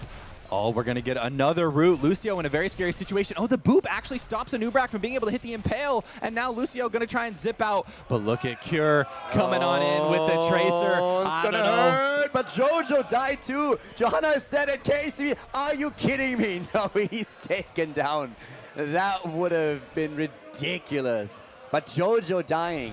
So Jojo goes down, so does Lucio. And we have 2 kills, 2-2. Tempest. Slightly inexperienced, and they do damage at the bottom wall, opening it up. They are sacrificing that seed though, or they were about to, but apparently those few, what is it even called, like seed monsters? Yeah, I think seed monsters are probably pretty good. Little trees of terror. But pushing in the bot side, the amount of structure damage that Tempest has gone, basically that full wall, is going to be very nice for them. I would expect to see, once their bruiser camp comes up on this bot side of the map, that they maybe look to really pressure that forward, really look to go, you know, hamski for that, because they should be able to, with the Sylvanas, with the ability to disable the trait, be able to get a lot of damage there. Yeah, level 10 any second. It's kind of funny that because Cattle was interrupted by them, they still didn't get the seed, so we're still fighting over the first one here. Genji going into the Dragon Blade, and Johanna so far hasn't made a choice yet. Same is true for Mei. We've seen Mei twice so far, once with the Avalanche and once with the Ice Wall. Blessed Shield comes out. Don't love it, but that's going to be the choice. I mean, I'm not the pro player no more. I mean, looking from the European perspective, I actually like it. Usually Falling Sword gets mainly chosen on the EU side whenever you have an opportunity to go on a very, I want to say like on a healer that doesn't have a lot of escape abilities, like a Malfurion, a Stukov, and Ana. That's how it initially came in. But of course, you have the double tank at the front, so you can be a bit more aggressive if you want to go for the Falling Sword. I just thought it'd be like a nice dive to pair with the Tracer and the Anubrak, as Cocoon here is going to come out onto the Mei. Lockdown does connect the isolation. Tracer! Falling very low. Forced to recall. Is going to get Dragon Bladed into Oblivion, and now Legacy is the next in their sights. Kwepi, he wants to start the reverse sweep, and that's going to be 2 kills going the way of Tempest. 2 kills for Team Tempest. They want the next game. They are not happy with what's happening here. And Cure going down there, of course, a big blow also to all the aggression that is coming from 30K throughout this game. First the Tracer kill as he's moving in deep, then he has to bounce off for not just a second, but with the slows that we are seeing from Mei, they're able to catch up with a Deckard Cain. The old boomer definitely not quick on his feet here. 4 kills to 2, bit added experience and more pressure on the map now by the Korean team. Yeah, still only 1 seed secured so far into this game. 7 minutes, we got level 12 to level 11. And Tempest currently leading structurally, kill-wise, and in seeds, but it's Gardner-Terry, baby. We scaling, as Cure says. We're hashtag scaling, baby. This is just the early game. You are hashtag no bias today. I'm a hashtag cantaloupe, you know what I'm saying? But we're going to get the Siege Camp going down, Bruiser Camp as well. Level 13 going to be achieved first for Tempest, so they might be able to look for a window, for an opportunity to force as they do get that 13. And this is a good seed spawn for them, so I would expect this seed to go over to Tempest, and that's going to mean they're at 1 more seed to be able to get the Garden Terror. But they're looking to pressure in this bot lane with this Bruiser Camp as Mei is coming in. No Sylvanas. It's a talent advantage. They have talent advantage too, so this is not something that 30K is going to be comfortable with. The push is coming here, and this time also the Avalanche for Mei might become a bit of a problem if they get a good hit here. Already KCB from the back, the speed advantage. They go in for Madara, and he gets murdered. And the same might happen to Cattle here. They're trying to lock him down too. He's of course hoping to escape and waiting for his cooldown to get back. Just barely getting out, but Capybara immediately reacting to this. Stay a while and listen as Deckard Cain is shielding. And they're trying to turn. Leo may look for the Bless Shield. They don't have any damage, though. Tracer's in the top side. They don't have Junkrat. How do they kill anyone with a Deckard, a Noob, and Johanna? Like, literally, you're just smacking them, barely doing any damage. And by the way, with Junkrat dying, this was the entire time just a 3 versus 3, because at the top lane, we had 2 players for Tempest pushing against Tracer. So it's a really uncomfortable position right now for 30K to be in. The fort at the bot lane has been destroyed. We talked a bit about the top scene that's going to be taken out, too. The juke. Kwepi predicting the Bless Shield, able to natural agility on over the Johanna, saying, slow motion anime over his head, front flip, saying, nah, no thanks, I don't need that shield in my life. Running on out of there, and that would have been a pretty good kill for 30K. Could have enabled them an opportunity to push onto that bottom fort, but we have 2 seeds to 0. Tempest a full level up, winning the race to 16 as well. Definitely making a statement in this game number 3. If they get the drop on any of the red team's players, this is always nice for Tempest because they have Lucio to speed them up, then they have Mei to slow the opponent down. So there's a huge advantage if you can use those 2 and move in, try and get the kill there. Cure with a well-connected bomb, and he's trying to pressure Gonda even further. But the blue team is really hoping to take that top fort down a notch as the fight escalates completely. Johanna isn't here yet, and Korea is committing to this. KP is coming in, slice and dice and trying to get Deckard Cain destroyed. They're also isolating the rest of the team, but now 30K has all their players up here and might look to get a turnaround kill. Oh, hard to kill, though. Mei doesn't have the ice block. A good snowball, though, going to connect onto Johanna as well as Deckard Cain, and that's just going to be Tempest walking on out of here. Really feels like 30K is lacking for damage, lacking to actually be able to take everyone down. Kwepi, though, kind of alone, is just going to be able to escape. No Bless Shield for Johanna, so they're not going to be able to pressure that. But this seed will enable a Guarding Terror for Tempest, and they're going to have 16 for it as well. 30K needs to be careful. I know they want to stall, but this could be disastrous. The last thing you want is to lose 2, 3 heroes and give up the seed. Yeah, it's really problematic for them. There's level 16. They are not going to get that. The bottom fort has fallen. The one in the middle, the wall is opened up, and it has taken some damage. And top lane, even more so. So this could be massive. Garden Terrors at this point in time, they're losing very likely both of their forts, and they're losing the Siege Giant camp now too. They have to retreat here. So this is very well done by Tempest. They're just going for the 1-2 punch time and time again. So much pressure against 30k now. Tempest, the break has really helped them, as it seems. Yeah, level 16 about to be achieved for 30k. This is going to be a mid-fort going over to Tempest very easily. And Khaldor already starting to step up to the wall. Looks like he wants to get more. Kwepi 1v1ing versus Liam in the top side. Looks like the top fort's going to fall also. Pretty good, tower structure damage for Tempest as they're going to get 2 forts. The question is, what else can they get? How much of these keep walls in the mid lane, in the top lane, can they achieve? But even for 30k coming out of this, they have 0 seeds, right? It's not like they're, Tomb of the Spider Queen. They can now turn in, but they're looking to go on the Mei here. A great ice block, as Mei is just so difficult to take down Cure. Forced to blink on out of here. 30k's engaged, not able to get anything, but didn't extend any too big of cooldown. Still have the Blessed Shield, still have the Pulse Bomb, so they could still look for a turnaround. KCB on his Lucio the entire time. He's ready, he's waiting. They are making sure that whenever that engage comes, they can save the target. But Capybara, just as I said, is in real trouble. And it gets taken down by Cure, diving in deep. 24 hit points remaining, and then Tracer is making the final move. There's a Cocoon on Lucio, the big opportunity for an additional kill for 30k. And they're going in. Bye-bye, Lucio. Nice knowing you. The double kill here for 30k. They take down Lucio. They defend, but they have still not taken a single fort down. They need to really gain momentum here. I love the Riptire just waiting. Madara, I'm sure, in comm saying, "We got it, baby! I got my Riptire!" And that's 2 kills. 30k needed to rally back, but they need structure damage, right? It's not just about getting kills, and you see them pressuring this mid fort. It is a 3v5 here, so Tempest needs to be careful. 30k known as an aggressive team with those 2 beefy frontliners. Could look for a dive if they wanted, but actually just going to opt for the siege camp here. Still no Lucio for 10 seconds. Kwepi just kind of keeping vision, kind of, keeping sight of 30k, but they're going to be able to invade some camps here as Khaldor on the other side going to be taking out a siege camp. Now the race to level 20 is going to be pretty even. The next Seed Terror is going to spawn on the side of 30k, so I'd really like to see them prioritize that, start making their way towards those 3 trips, because they're going to need that power spike around level 21, around level 22 when all 3 seeds do come in. The 2 kills gave 30k a massive boost in the experience. Like late game at this high level, taking 2 heroes down means a lot more than the kills in the early game, and that helped them close the gap significantly. Now Tempest is still a little bit ahead, but we'll see if they can get 20 fast enough to get an advantage through it. The next seed is spawning, and so far neither of the teams has won. But we have, of course, catapults that are starting to do some work here. And 14 minutes in, this is starting to become a bit significant. No ults being used just yet, but they're fighting, they're committing. The camp taken by 30k is going to help them too. Legacy, on the other hand, has not hit anybody with a stay on while and listen, but Tempest is retreating as the top lane gets pressured by a Siege Giant camp that is slowly starting to damage the wall and the keep. Oh, the double sun coming out from Cattle. Kwepi going to be forced out. Liam, though, on the side, falling very, very low here. The Dragon Blade coming out. Isolation as well. That's a dead Johanna. It's now a 4v5, but the health bars of Tempest might be forcing them out.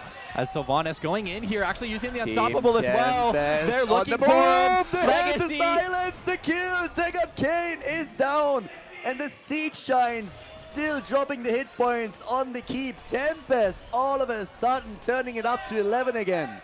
It looked so good for 30k there for a second, but Tempest able to escape. Kwepi in particular on the Genji, not only escaping, but redirecting to the perfect spot of the team fight, getting a 2v1 onto the Johanna, and Liam loses his life. A little talent thing I want to note. I don't know if it'll actually come into play, but 16 talent for Deckard is going to be the Heraldric Staff. And that basically means every 5 seconds you get a 0.75 second stun if you can auto attack. Maybe we'll see that onto a Genji, onto the Lucio if they come in to dive. Legacy trying to give himself a little bit more playmaking potential, but this is level 20 and this is a keep being pressured for Tempest. Yeah, but we have the 5-man back on the map in just another 6. Of course, right now they're lacking the support, they're lacking the healer. That's a big problem here.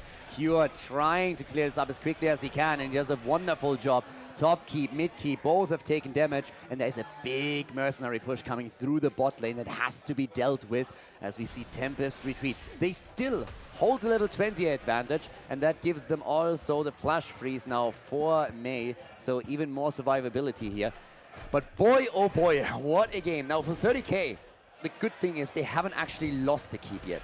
Yeah, but their top and mid are pretty low. Liam, though, Forced to unstoppable here, going very, very low. A pot barely not able to get it. That was a super healing pot. If he got that, would have definitely survived. But now they have no Johanna on the map for another 50 seconds. This is 100% going to be the second seed, going the way of Tempest. But the question is, will they try and pressure a camp? Probably just going to back up, take the Siege Giant. So it sucks that Liam died if you're a 30K fan, but it's not the end of the world.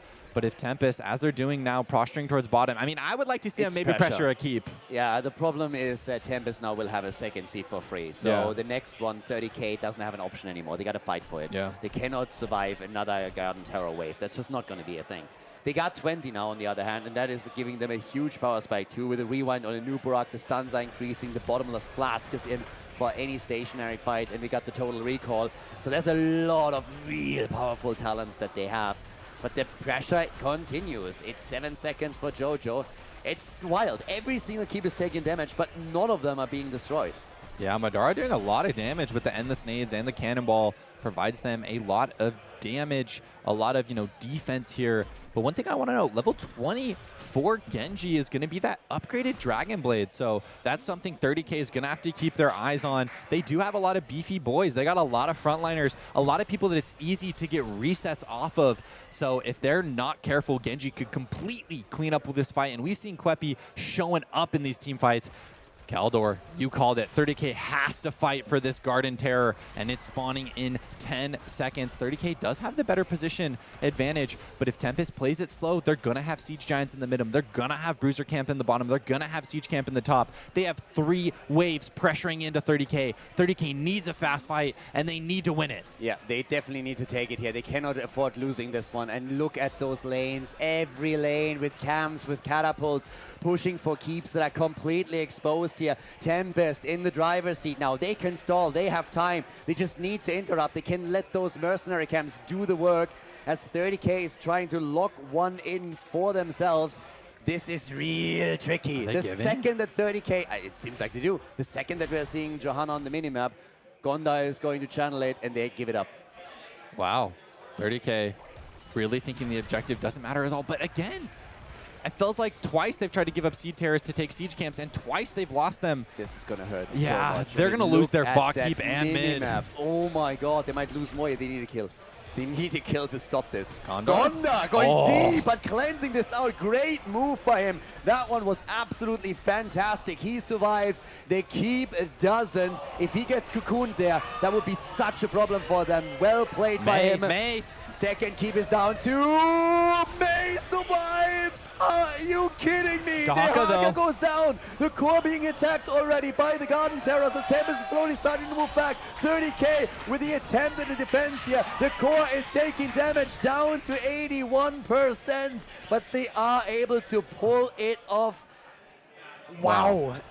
Look at this move here again with Sylvanas. Like, check this out. Keep your eyes on her. Sylvanas, Gonda moving in. He was diving into it. And Cattle looking for the cocoon. And then it gets cleansed out here. That was so crucial. Some sick reaction speed coming out from Gondor, baiting the ult from Cattle, but 30K does end up winning that fight. But we saw how tanky May was there, especially with the flash freeze, like you called out. Just so hard to take down May. Not going to be a kill target, and 30K used a lot of buttons, a lot of spells to try and take them down. But 30K, you have 0 seeds, and you're down 2 keeps. You're going to have constant map pressure coming into you, and you don't have a global. They want team fights. It's the only way how they can win this one. Team fights, team fights, team fights. And Tempest would be mad to give it to them. They have Sylvanas, Lucio, they have Dehaka, they can pressure everything, burn the map down, and just let the catapults push. We're 20 minutes in, and it's not only that we're having catapults on one side spawning with every wave and at least some counter pressure from the other team. 30K hasn't destroyed a single fort yet, not a single one. All that Tempest has to do right now is dance around them, not give them a team fight, and play the map. Yeah, Kwepi, I thought he was going to opt to push that top keep, but actually going to come down You're calling they shouldn't fight, but Tempest is going for it. Legacy here actually able to use that stun. Junkrat though, Madara getting blown up. Gondor the trade kill. This is the 4v4. Sylvanas down and stay there's a while. It's stay big. a while. Legacy. No, Lucio is trying to dash away. Moves back into the stun. Escapes. He's out. Are you kidding me? Lucio survives. He jukes them out. They're still fighting. It's a 4 versus 4. The fight is not over. Curious moving in again. He's trying to go for the Gale. Goes for the total recall as once again is trying for the stun here. The back line, Lucio, he's dead, and 30k pushing the bot lane, trying to take a 4 down. What on earth is happening? Some mad fights that Tempest is giving 30k. Yeah, the potions. The fact that they were fighting in that area where Legacy was completely set up. I know they lost Madara, but they were able to trade it for the Sylvanas. And then Tracer, they used so many buttons to take down Junkrat, and now Tracer is just able to run around and kill everyone in the team fight. That's going to be, though, the first fort for 30k. They need at least 1, most likely 2, maybe even 3 fights like that to go their way before they're actually going to be able to secure a victory, or at the very least even up the keeps and structures in this game. All tournament long, Tempest was the team that even when they were far behind came back in the late game, won a team fight and then turned the game around. This time 30k is trying to emulate that. They are trying to give Tempest a taste of their own medicine, and if they are able to pull it off, then they would advance to the grand final, beating Tempest with a 3-0. That is the hope and the dream here. Catapults still pushing, and finally we see Dehaka on that side lane. We see them taking the camps. The blue team decided that they're not willing to go for a team fight just yet. They want to make sure that those catapults are crushing the core, and we are 22 minutes in. They have to clear bottom. Absolutely. They cannot let this one move in. I think you give this. It looks like 30k is going for that. I mean, it's a bad position. That's a situation where Tempest would just stall it out. But here's the problem. You give them the tribute, it means the game is prolonged even further. More time, more scaling on the catapults, more damage, and more threat through those lanes. It's not ideal, but I think it's what you have to do, right? No, in this case, you're forced into it, but it hurts. It does hurt, and I mean, that's what sucks about being down 2 keeps. Like, 30k is going to have this constant pressure, this constant weight on their shoulder. I like that play from Tempest, not immediately going for the seeds, actually looking to maybe catch someone out top if they were, over-positioned with the rest of their team showing bottom. But Liam, with the smart awareness, recognizing, hey, I can just clear this when it comes a little bit closer. Oh, careful, lockdown. This is, of course, the downside here. They can't get caught, and immediately KCB with Lucio is starting to move towards Dehaka. But they are also, where the Junkrat was still at the top, they got the vision. They also got the seed. 23 minutes into the game, level 24. What a game. This is so tense. Yeah, this is a tense one. And this for 30k is their chance to go into the finals, their chance to get revenge against Bangbush, against the Europeans who 3-0'd them earlier. 3k lols in the chat. I know I saw them earlier.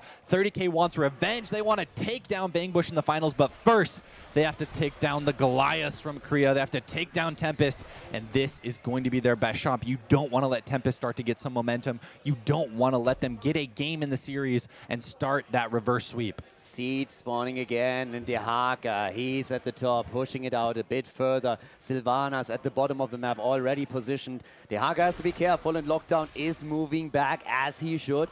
Whereas down to the bot lane, Sylvanas is clearing the camp and the mercenaries that 30k sent their way. Yeah, Liam continually forced to go up to that top lane and push it out. As you see, Lockdown really smart, just playing safe until he sees 30k appear. And once he does see them, I'm sure he's just going to step into the wave. Yeah, very afraid.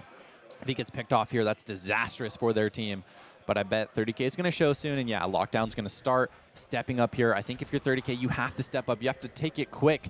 You don't want to lose your last keep. And they're going to start doing it cattle with the channel. But May going to be able to stall them out. Dehaka during all of this, again, is just split pushing. You see Cure going from bush to bush, looking for an opportunity, looking for the Sylvanas, looking for the Lucio. Is Lockdown going to come in? Not going to be able to hit the isolation. And that's actually a pretty key ultimate, as he does have the level 20 upgrade as well. Same time, fight is still continuing down here, and Dehaka moving in means that the top lane is now pushing just through the minions and the catapults. So they're dancing around this, trying to come in from the side with the angle once again, and continuous poke from both teams. But still, this in the mid lane. By the way, these catapult drivers need to be fired. I mean, what the fuck? After 7 years of Heroes of the Storm, they still don't know how to go around the mercenary camp? That's ridiculous. Where do they learn driving? That's what I'm asking myself. It's like every single map, it's the same shit with these guys. Like, how they still have a job, absolutely mind-blowing to me. But 30K is, of course, accepting that without a problem. They're happy. Thank God. That's called the payoff. That's called the PayPal hit for those catapult drivers. Liam, though, in the bush here, has the flank, the double blessed shield, lockdown, able to get the burrow off before the pulse bomb does connect. The CC was not there long enough. Riptire is going to do a decent amount of damage into Dehaka, but that's 3, if you consider a pulse bomb, 4 ultimates used on the side of 30K. So that's going to be a 40, 50, 60 second window where they don't really want to take a fight. They don't have very much damage or crowd control. And guess what? The next seed is spawning in 25. We are 26 minutes into this game right now. Catapults are hitting like a truck, and 30K needs to keep them at bay. They're rotating from lane to lane, but it also means that they're giving a lot of the space up to Team Tempest. They have to defend on the right side of the map. Tempest can easily take their own camps. They don't have to be afraid here, and they're consistently moving out.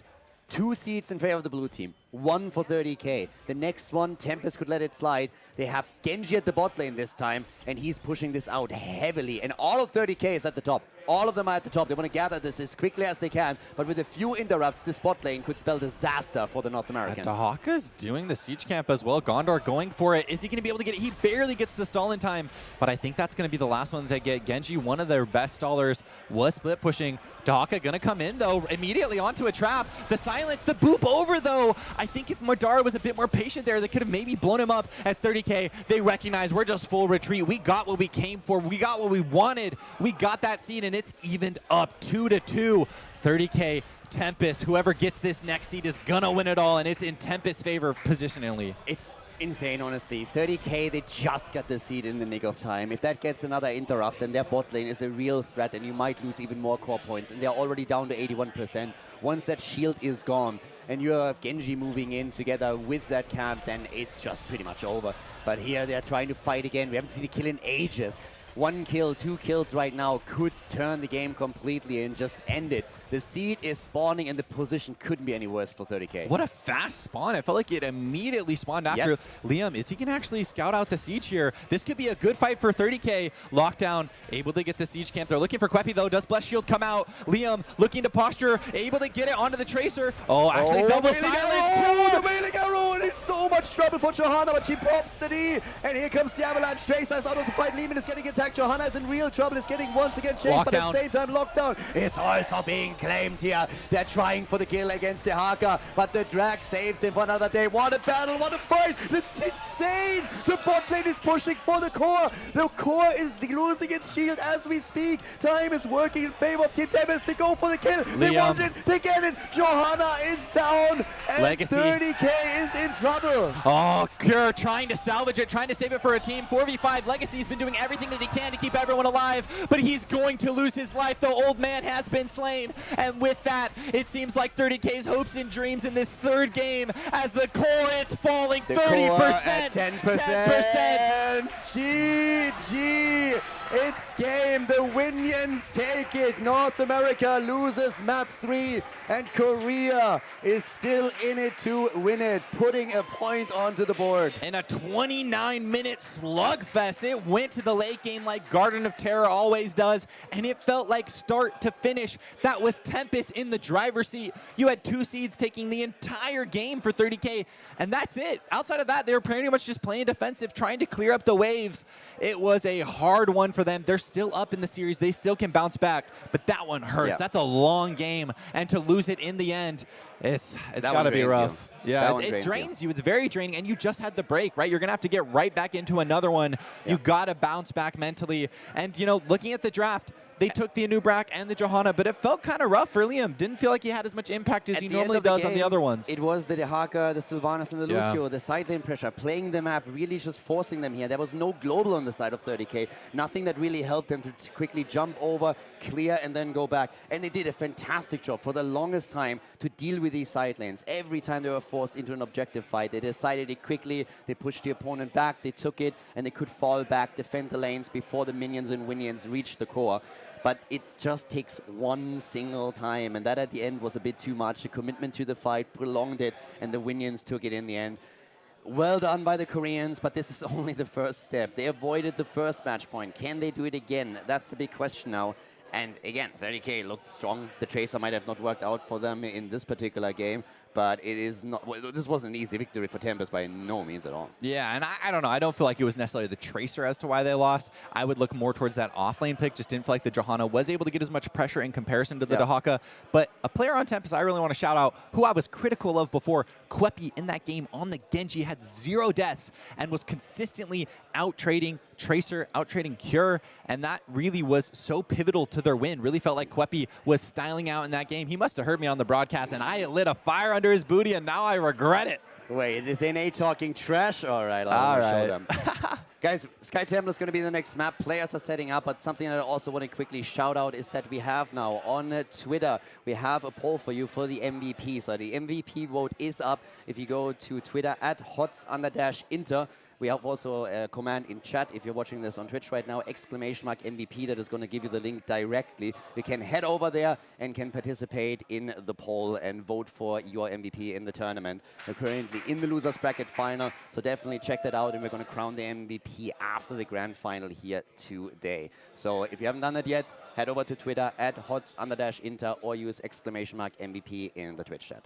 And I believe they have a trophy for the MVP, don't they? So it matters. All of these players will want to take that personal trophy home as, you know, a token, as a way to remember the land, but also remember the way that they played for their team to hopefully win for their team. You know, generally MVP does go to that first seed or whoever ends up winning the whole thing. So make sure and get those votes in because it means a lot to the players. It means a lot to us, the casters, as well. But like you said, Sky Temple, that's the next game. Game number 4. Tempest is not out. They want to take this one down. And Sky Temple, I don't think I've casted this map yet, actually, in the tournament. I don't think we've seen a lot of it, and I'll be curious to see what draft adaptations we do see. Something like Greyman really rises in priority. You know, I think Maiev is very powerful on this one. You know, I'll be curious if we see... Boss control. Yeah, boss control. Super important here. Falstad, it always feels a little bit weird because you have this one boss and you're fighting about 3 objectives the entire time. But oftentimes it comes down to that one battle on the boss when a team says, okay, we need to throw a Hail Mary before they hit level 20, they had an experience, we need to do something. Then you're forced into that fight, or the opponent has an advantage and wants to go for it. And if you then have a Sanctification ready, you have a Gust ready, or whatever it may be that gives you an advantage in that particular 5v5, it can be game deciding. Have a Mei Snowball ready? You know, I think Mei is really good around the boss point, and I actually think that's something to note. I mean, it seemed like it got pretty solid value in the last game, especially into like the Tracer. It's another pick that can't really be taken down, can't really be killed. What are you laughing at? The hard ignore. The hard ignore of the whoosh. One dad joke. No, the whoosh was the second one.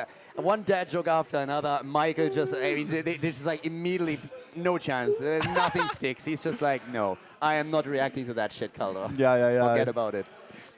I'm above that. I respect you for it. I appreciate it. I'm trying my best out here. Trying my best. Ooh, there it is. Just the close-ups. Hi, chat. How you doing?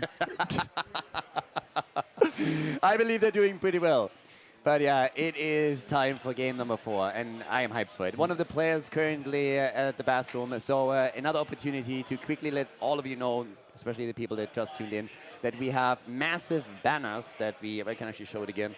We still have a second. So we have massive banners that you might have seen in some of the cameras already from pretty much every single team, and we will raffle those out. One was raffled out already, and we're going to raffle one out after this series, and then another one later today during the grand final. So these things are massive. You can either hang them in your room or use them as a towel at the beach, like one of the two. And we can let them get signed by the players, of course, as well, or at least by the ones that are still at the venue here.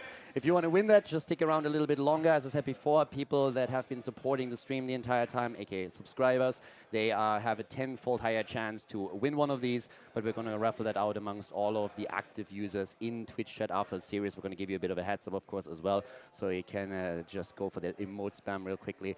But this is going to happen after the series is over with the second one, and then in the grand final, we got a third one. And these things are pretty awesome, I got to say.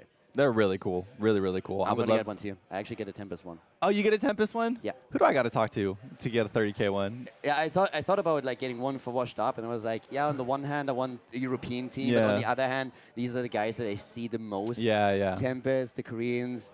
We have a couple of memories from the old stock of 2 days. Yeah. Parting's mouse, Stefano's keyboard, stuff like that. But yeah, from the Koreans here in Heroes, it's just nice to have that. So yeah, I love Parting. He's actually one of the funniest Parting story. Because I went to Korea because my cousin lived in Korea, and I partied with Parting at like a bar. It was like him, Tasteless Artosis. He can't drink. The man can't drink. It's okay, amazing. but he does drink, and he gets his face gets all red, and he does drink. Like, but he's like a madman when he does. Like, here's the story. He won a tournament, and then he was like, all right, let's go. We're going drinking. And then I'm sitting at the bar, and I have a beer, and he's like, Khaldor, we need to drink. And I was like, okay, what do you want to drink? And he's like, tequila. And I'm like, dude, you don't know what you're into. You're trying to drink a German under the table here. At the end of the day, I have pictures from this still. He's literally sleeping under a table. I have another position over a bench. It was beautiful. The man, I mean, he's a hoot and a half. He's amazing. He's so funny. So funny. But yeah, he doesn't know when to stop. It was the funniest thing ever. But yeah, it's always cool when you have some memories of that. He had a pink mouse that he was playing with. Oh, and really? He won WCG with it, and he gave it to me after the victory. Did he sign it for you too, or something? Or no, not signed, but like he gave me. Like, it's still like such a unique mouse, it right? was a bit like of a meme pink, between us, between the two of us, and then after the tournament, he came away. He was like, "Do you want the mouse? This is the winning mouse right here." If the skill would rub off from the peripherals, then I would be sitting in the other chair. You'd be in the other chair right now. I remember something like that would happen with HOTS players, where specifically, I believe it was X Team in China. They had those like really cool jackets. Yeah, I remember those. And I remember a couple of players. I think Fan in particular is one of them, where he like traded his like Tempo jersey in exchange for the X Team, and I was like, dang, I should have done that. I wish I would have done that. I was like, because they're like the coolest jackets.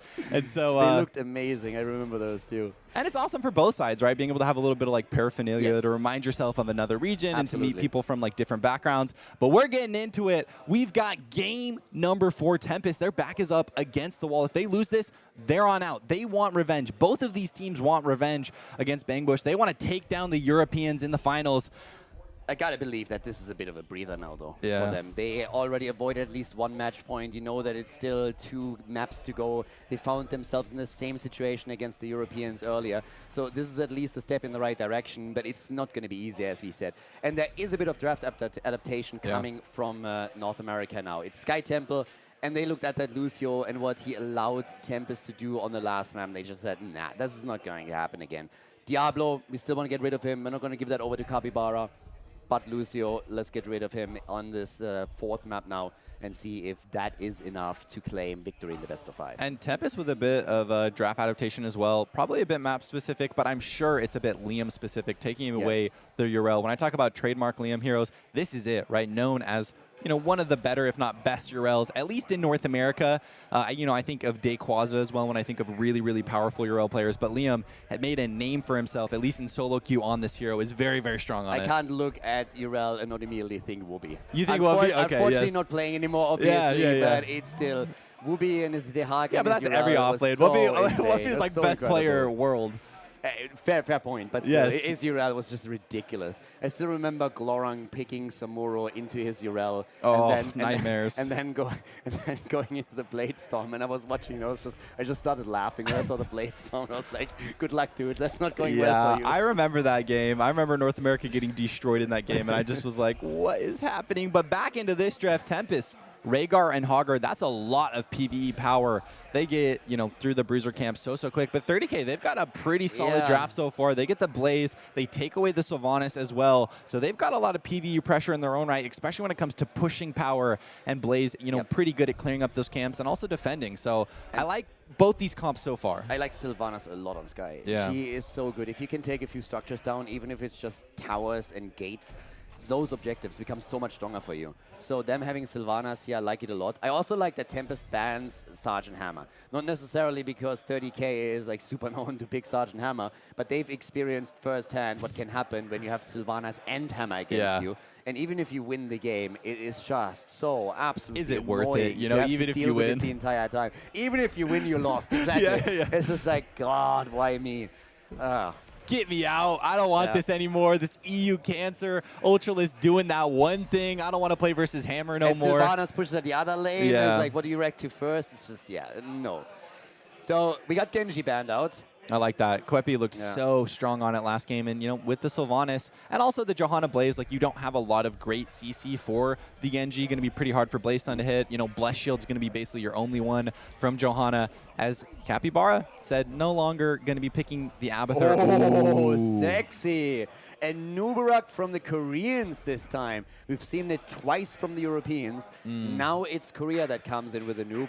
And since they really, really love to also go for the Bloodlust Rhaegar, I am very curious what we're going to see as the last pick for Gonda. I feel like it's Greymane, most likely, but you have options, right? You can do Zeratul, maybe even Maiev, you know, maybe even if you're maximum copium, Illidan.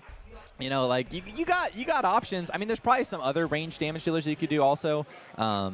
But I think Greymane is most likely going to be it. Luckily, for 30k, they do have the Johanna, so they have one blind at least set up that could be pretty helpful. And they opt into, you know, a lot of frontline here. They have Dahaka, they have Blaze, so the global from Dahaka is going to be very nice.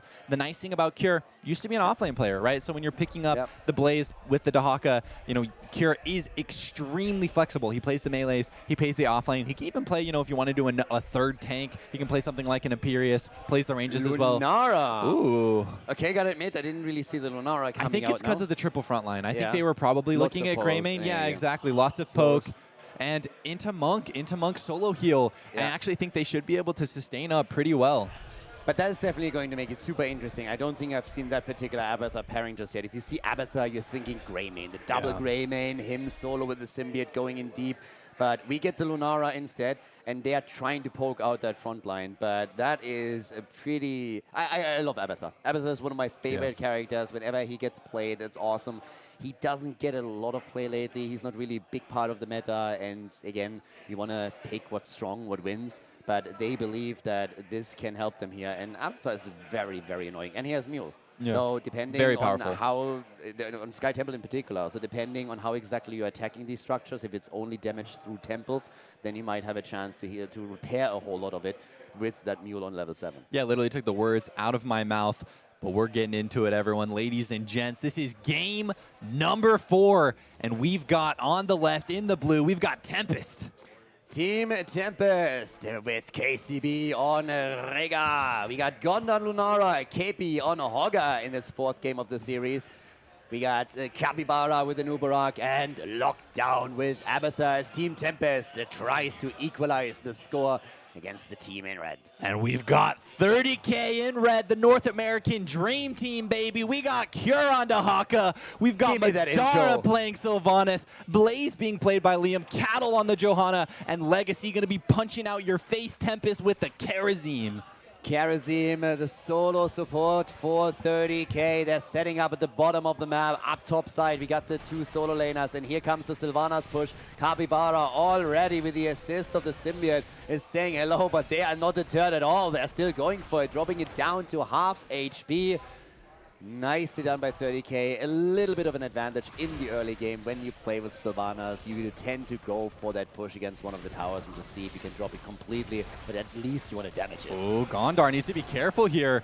Great job from Legacy on the Monk, just focusing the Lunara down when he does step up. But yeah, I mean, you already see the sustain coming in. They don't have a lot of it for the side of 30k, but they have so much PvE here with the Dahaka, with the Blaze. Oh, a good sidestep there coming out from Leon.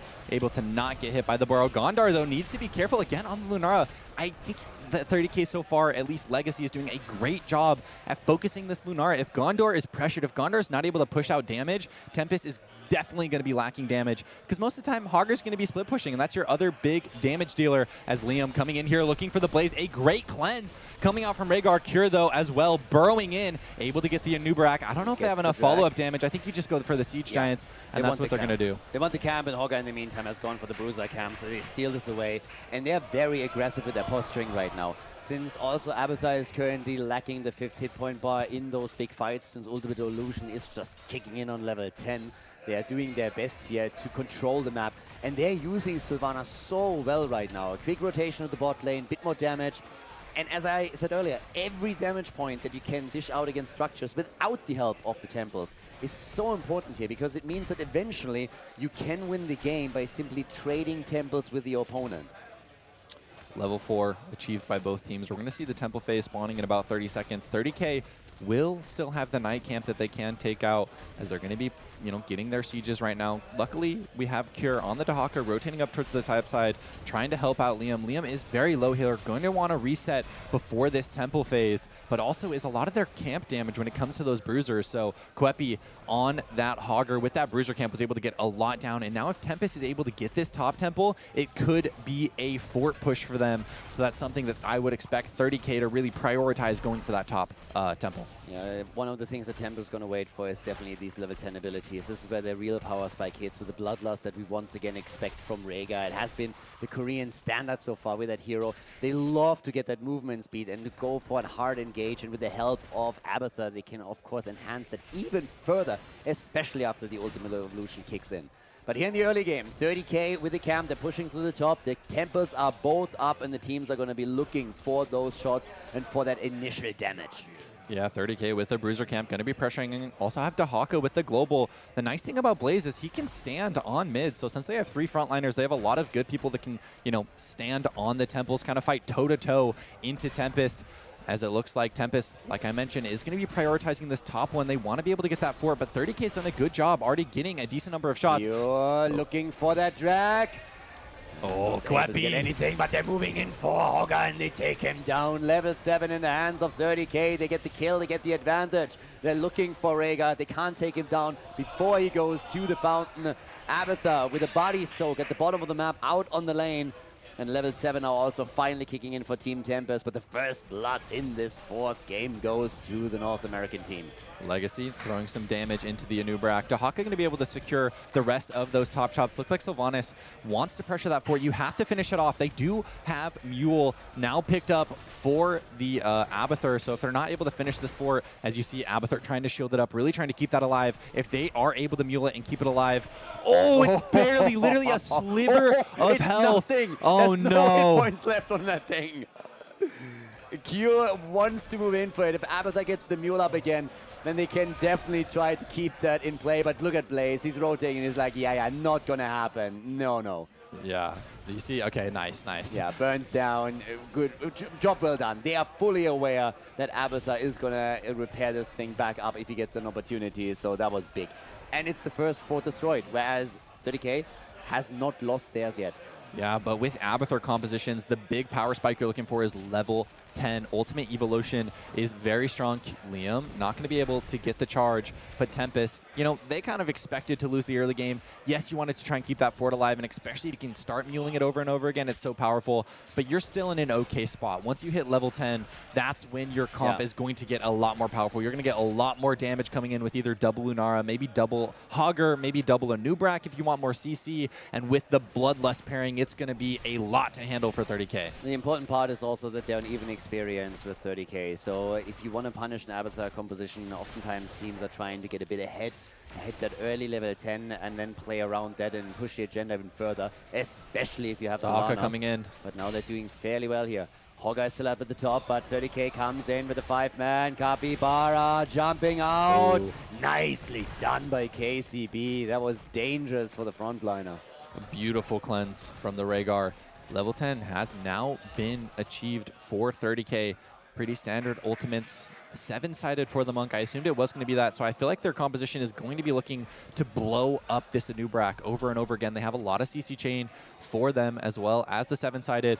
Cattle looking, okay, maybe could have looked for a Blessed Shield there with the 7-sided. Could have been a lot of damage, but this Sylvanas is enabling them to get a good amount of push in this bot side. Cure, though, in middle is going to be taken down, soloed out, and with the Temple spawning, this is going to allow positional advantage for the side of Tempest. And on top side as well, Liam is losing that 1v1, and a lot of that probably has to do with the Abathur hats, forced a bunker, and Kweppy is getting a lot of value done. Abathur is a huge problem for the side lane, and normally you're just like trading with your opponent, and you know that if you're the better player, you can oftentimes even take a kill or at least push them back. But Abathur changes all of that. That Symbiote is always going to be ready for the side lane, and that means that it's super tricky for Blaze to hold that lane. So now down at the bottom of the map, we have that fight over the Temple shots, and Cattle has to move back here. Sylvanas on their way, but Hogger, with the help of the Symbiote, is already on the next camp, trying to take the Bruisers top side.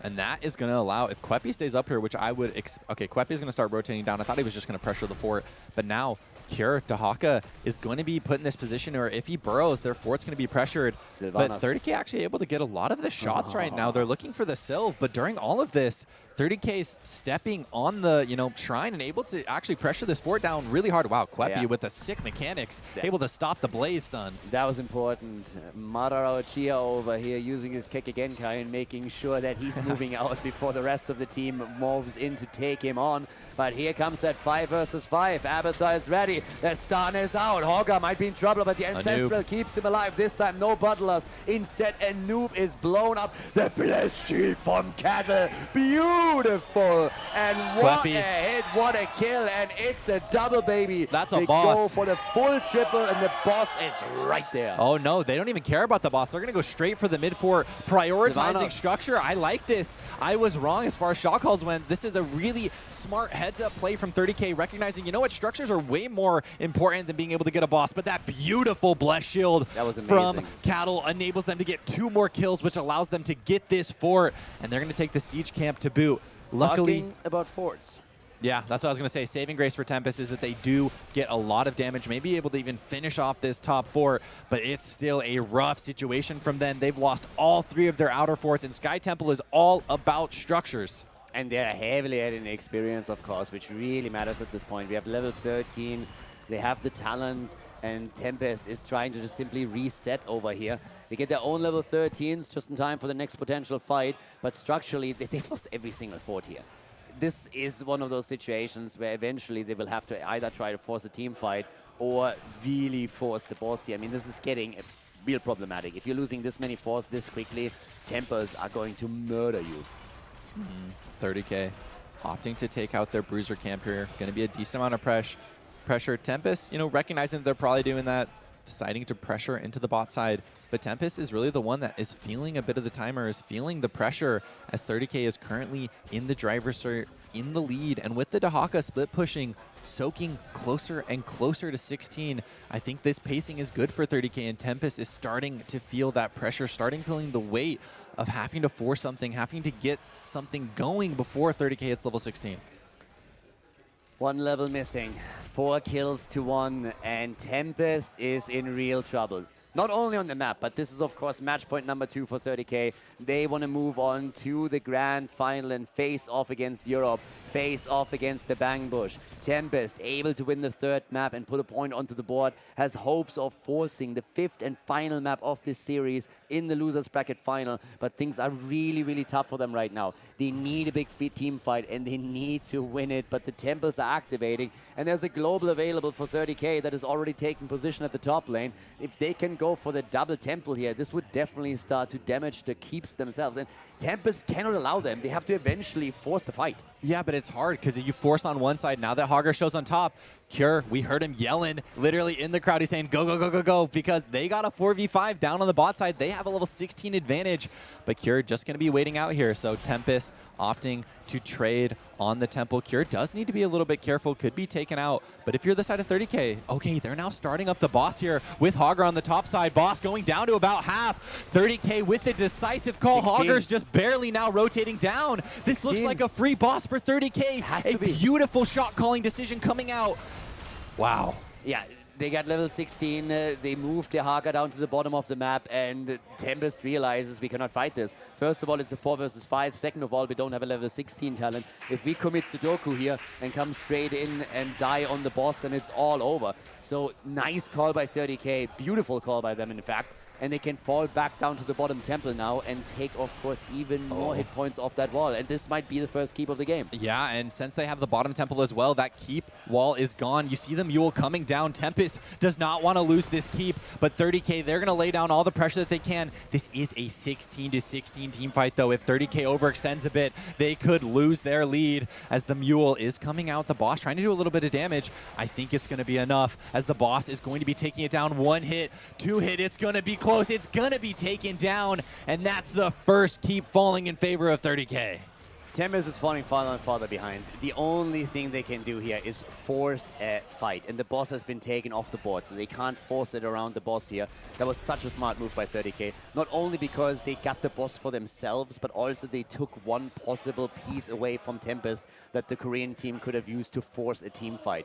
Right now, all that 30k has to do is take temples. If they see a team fight opportunity, go for it, get that kill, and snowball it even further. But they are so far ahead in experience. They're massively ahead also in structures, thanks to that keep kill down at the bottom of the map. That is huge. It's only one main structure, but it means so much when you're playing on a map like Sky Temple. Especially with a global, right? You have the Yes. Dahaka, so all of a sudden the Hogger is going to be forced to be clearing out bottom, and Dahaka can play on the top side and get extra pressure in another wave. They also have the level lead going to 20, but this game is not over. No. It is going to come down to the team fighting. You're going to see 30k trying to continually push and pull Tempest around the map. But Abathur comps are known to scale, right? With this level 16, with this level 20, if they're able to get to the double hive mind with the front line of the Hobber and the Anubrak, it's going to be scary. Kwepi needs to be a little careful, though, as 4 30k members are in the area. 18 to 17. Once again, a temple activating down at the bottom of the map this time. Single temple. This is where Tempest might get their team fight. They have to do it before 30k has the level 20 talents, and this is a good opportunity right now.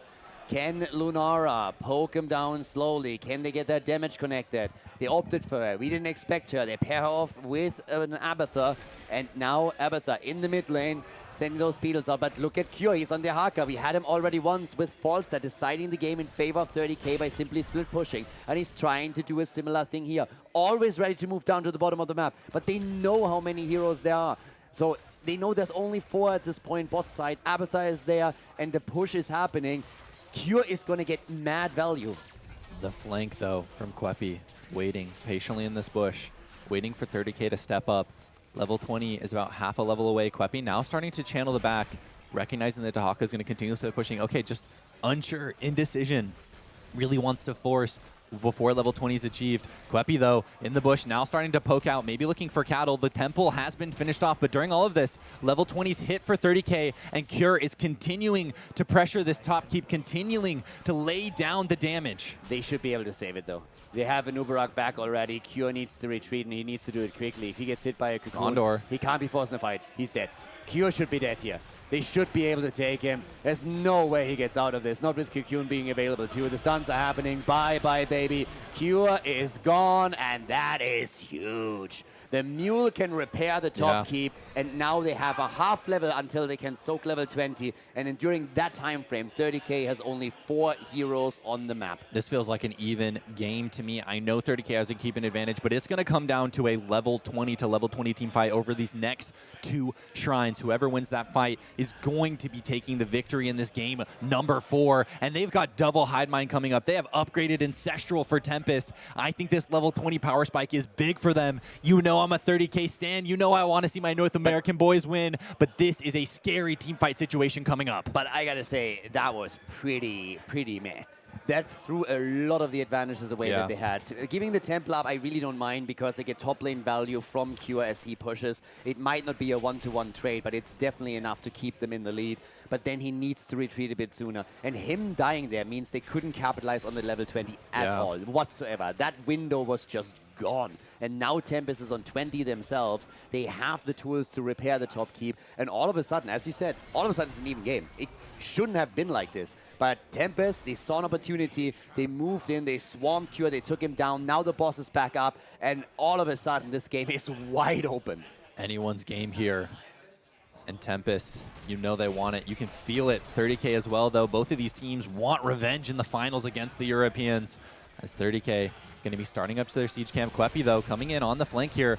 The clone coming out, lockdown here. Going to be looking to maybe pressure the back line as that Hogger cone looking to get down some damage. Bunker going to come out. Silence as well. 30K using 2 ults already. Isolation used from Cure onto the Anubrak as well as the Hogger. Hogger ultimate coming out. They killing a clone, but that's about it. And I think if you're the side of Tempest, you're happy with that. 3 ultimates were used for the side of 30K, and now you just have double hat. You want to use your clone to trade cooldowns, and this is a good trade for them. Yeah, it absolutely is. And also they still have the Ancestral, they still have the Cocoon. Oh, Cure, the Rhaegar! The 7th-sided, the stun! Rhaegar, the Ancestral, it's Khaldor. too late! He's gone! 30K. Rhaegar dead, this is massive for 30K. Boss is up too. They could go for the boss if they want to. They're starting to rotate for it. 50-second timer on 2 of Tempest members. This is 100% the boss going the way of 30K. And with all 5 of them here, I think they're just going to be going for the end. They said, screw those temples. We don't need them. We already got their bottom keep. As 30K is going to be looking for the end here. Capybara trying to scout it out. This has to be it. They're going for it right now. Killing Rhaegar before the Ancestral connected was so important. Cure coming in and getting that connect.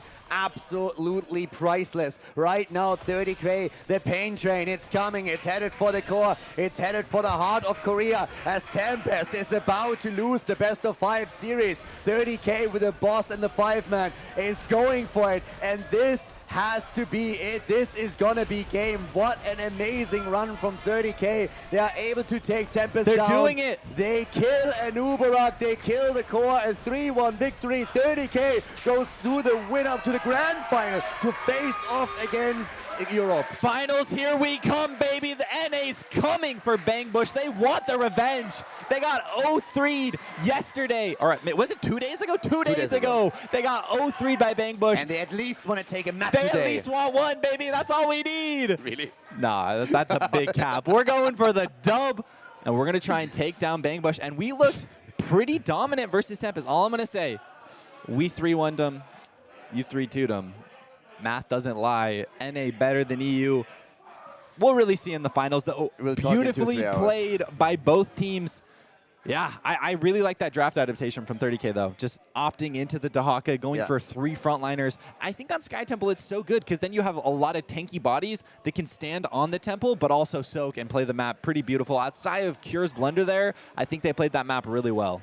I gotta say, though, that it is a real surprise to me that we have no Korean team in the grand final. So Tempest, they looked absolutely dominant on the 2nd day of the tournament, but today they were definitely shaken after the initial losses, and now the 2nd series are going the exact same way, losing the initial 2 maps, put a lot more pressure onto them. They got 1 map in, but that was it. So something that I did not expect to say, but Korea is eliminated from the Heroes International. 3rd place for Team Tempest, and in the grand final, we got the Bangbush against 30K. Bangbush coming in here through the winner bracket. 30K making that lower bracket run after they were eliminated initially by the team they're now facing off against. So it is a revenge match. All I'm going to say is whoever wins in the finals, it's a 30K dub. Nagram, a former 30K player, the tank for Bangbush. Hey, easy clap. You know, you just get players on both teams, and that's how we do it. But yeah, I mean, Tempest, really well fought by them. Traveling so far to be able to play in this tournament. Lots of really big names, you know, Lockdown in particular, one that stands out. And it's awesome to see them here, right? Being able to see Korea compete at a LAN is something that I've missed and am so happy to see. But they've been dethroned. It's going to be Europe or it's going to be North America. The Western region's on the rise. And I hope 30K is able to take it down. And of course, it's not only 30K that has won here or is winning. We still have that raffle to complete, and we're going to do that right now. So again, everybody is eligible to participate if you are writing in Twitch chat. So make sure that you get your mode spam going or whatever. And with that, we are going to soon raffle everyone out. Subscribers get a lot more luck here. They get a much higher chance of winning one of those big banners. Again, everybody that's supporting this entire event and supporting the channel obviously gets a bit of an advantage there. We've already raffled one out earlier today and a second one in just a couple. And we're going to give you a few minutes just to get your keyboard ready. So if you've been enjoying the show on the couch, you still have some time to get the keyboard and then go for that. But yeah, while we are waiting for that to happen, again, congratulations Well done by your boys. And I can't wait to see the grand final.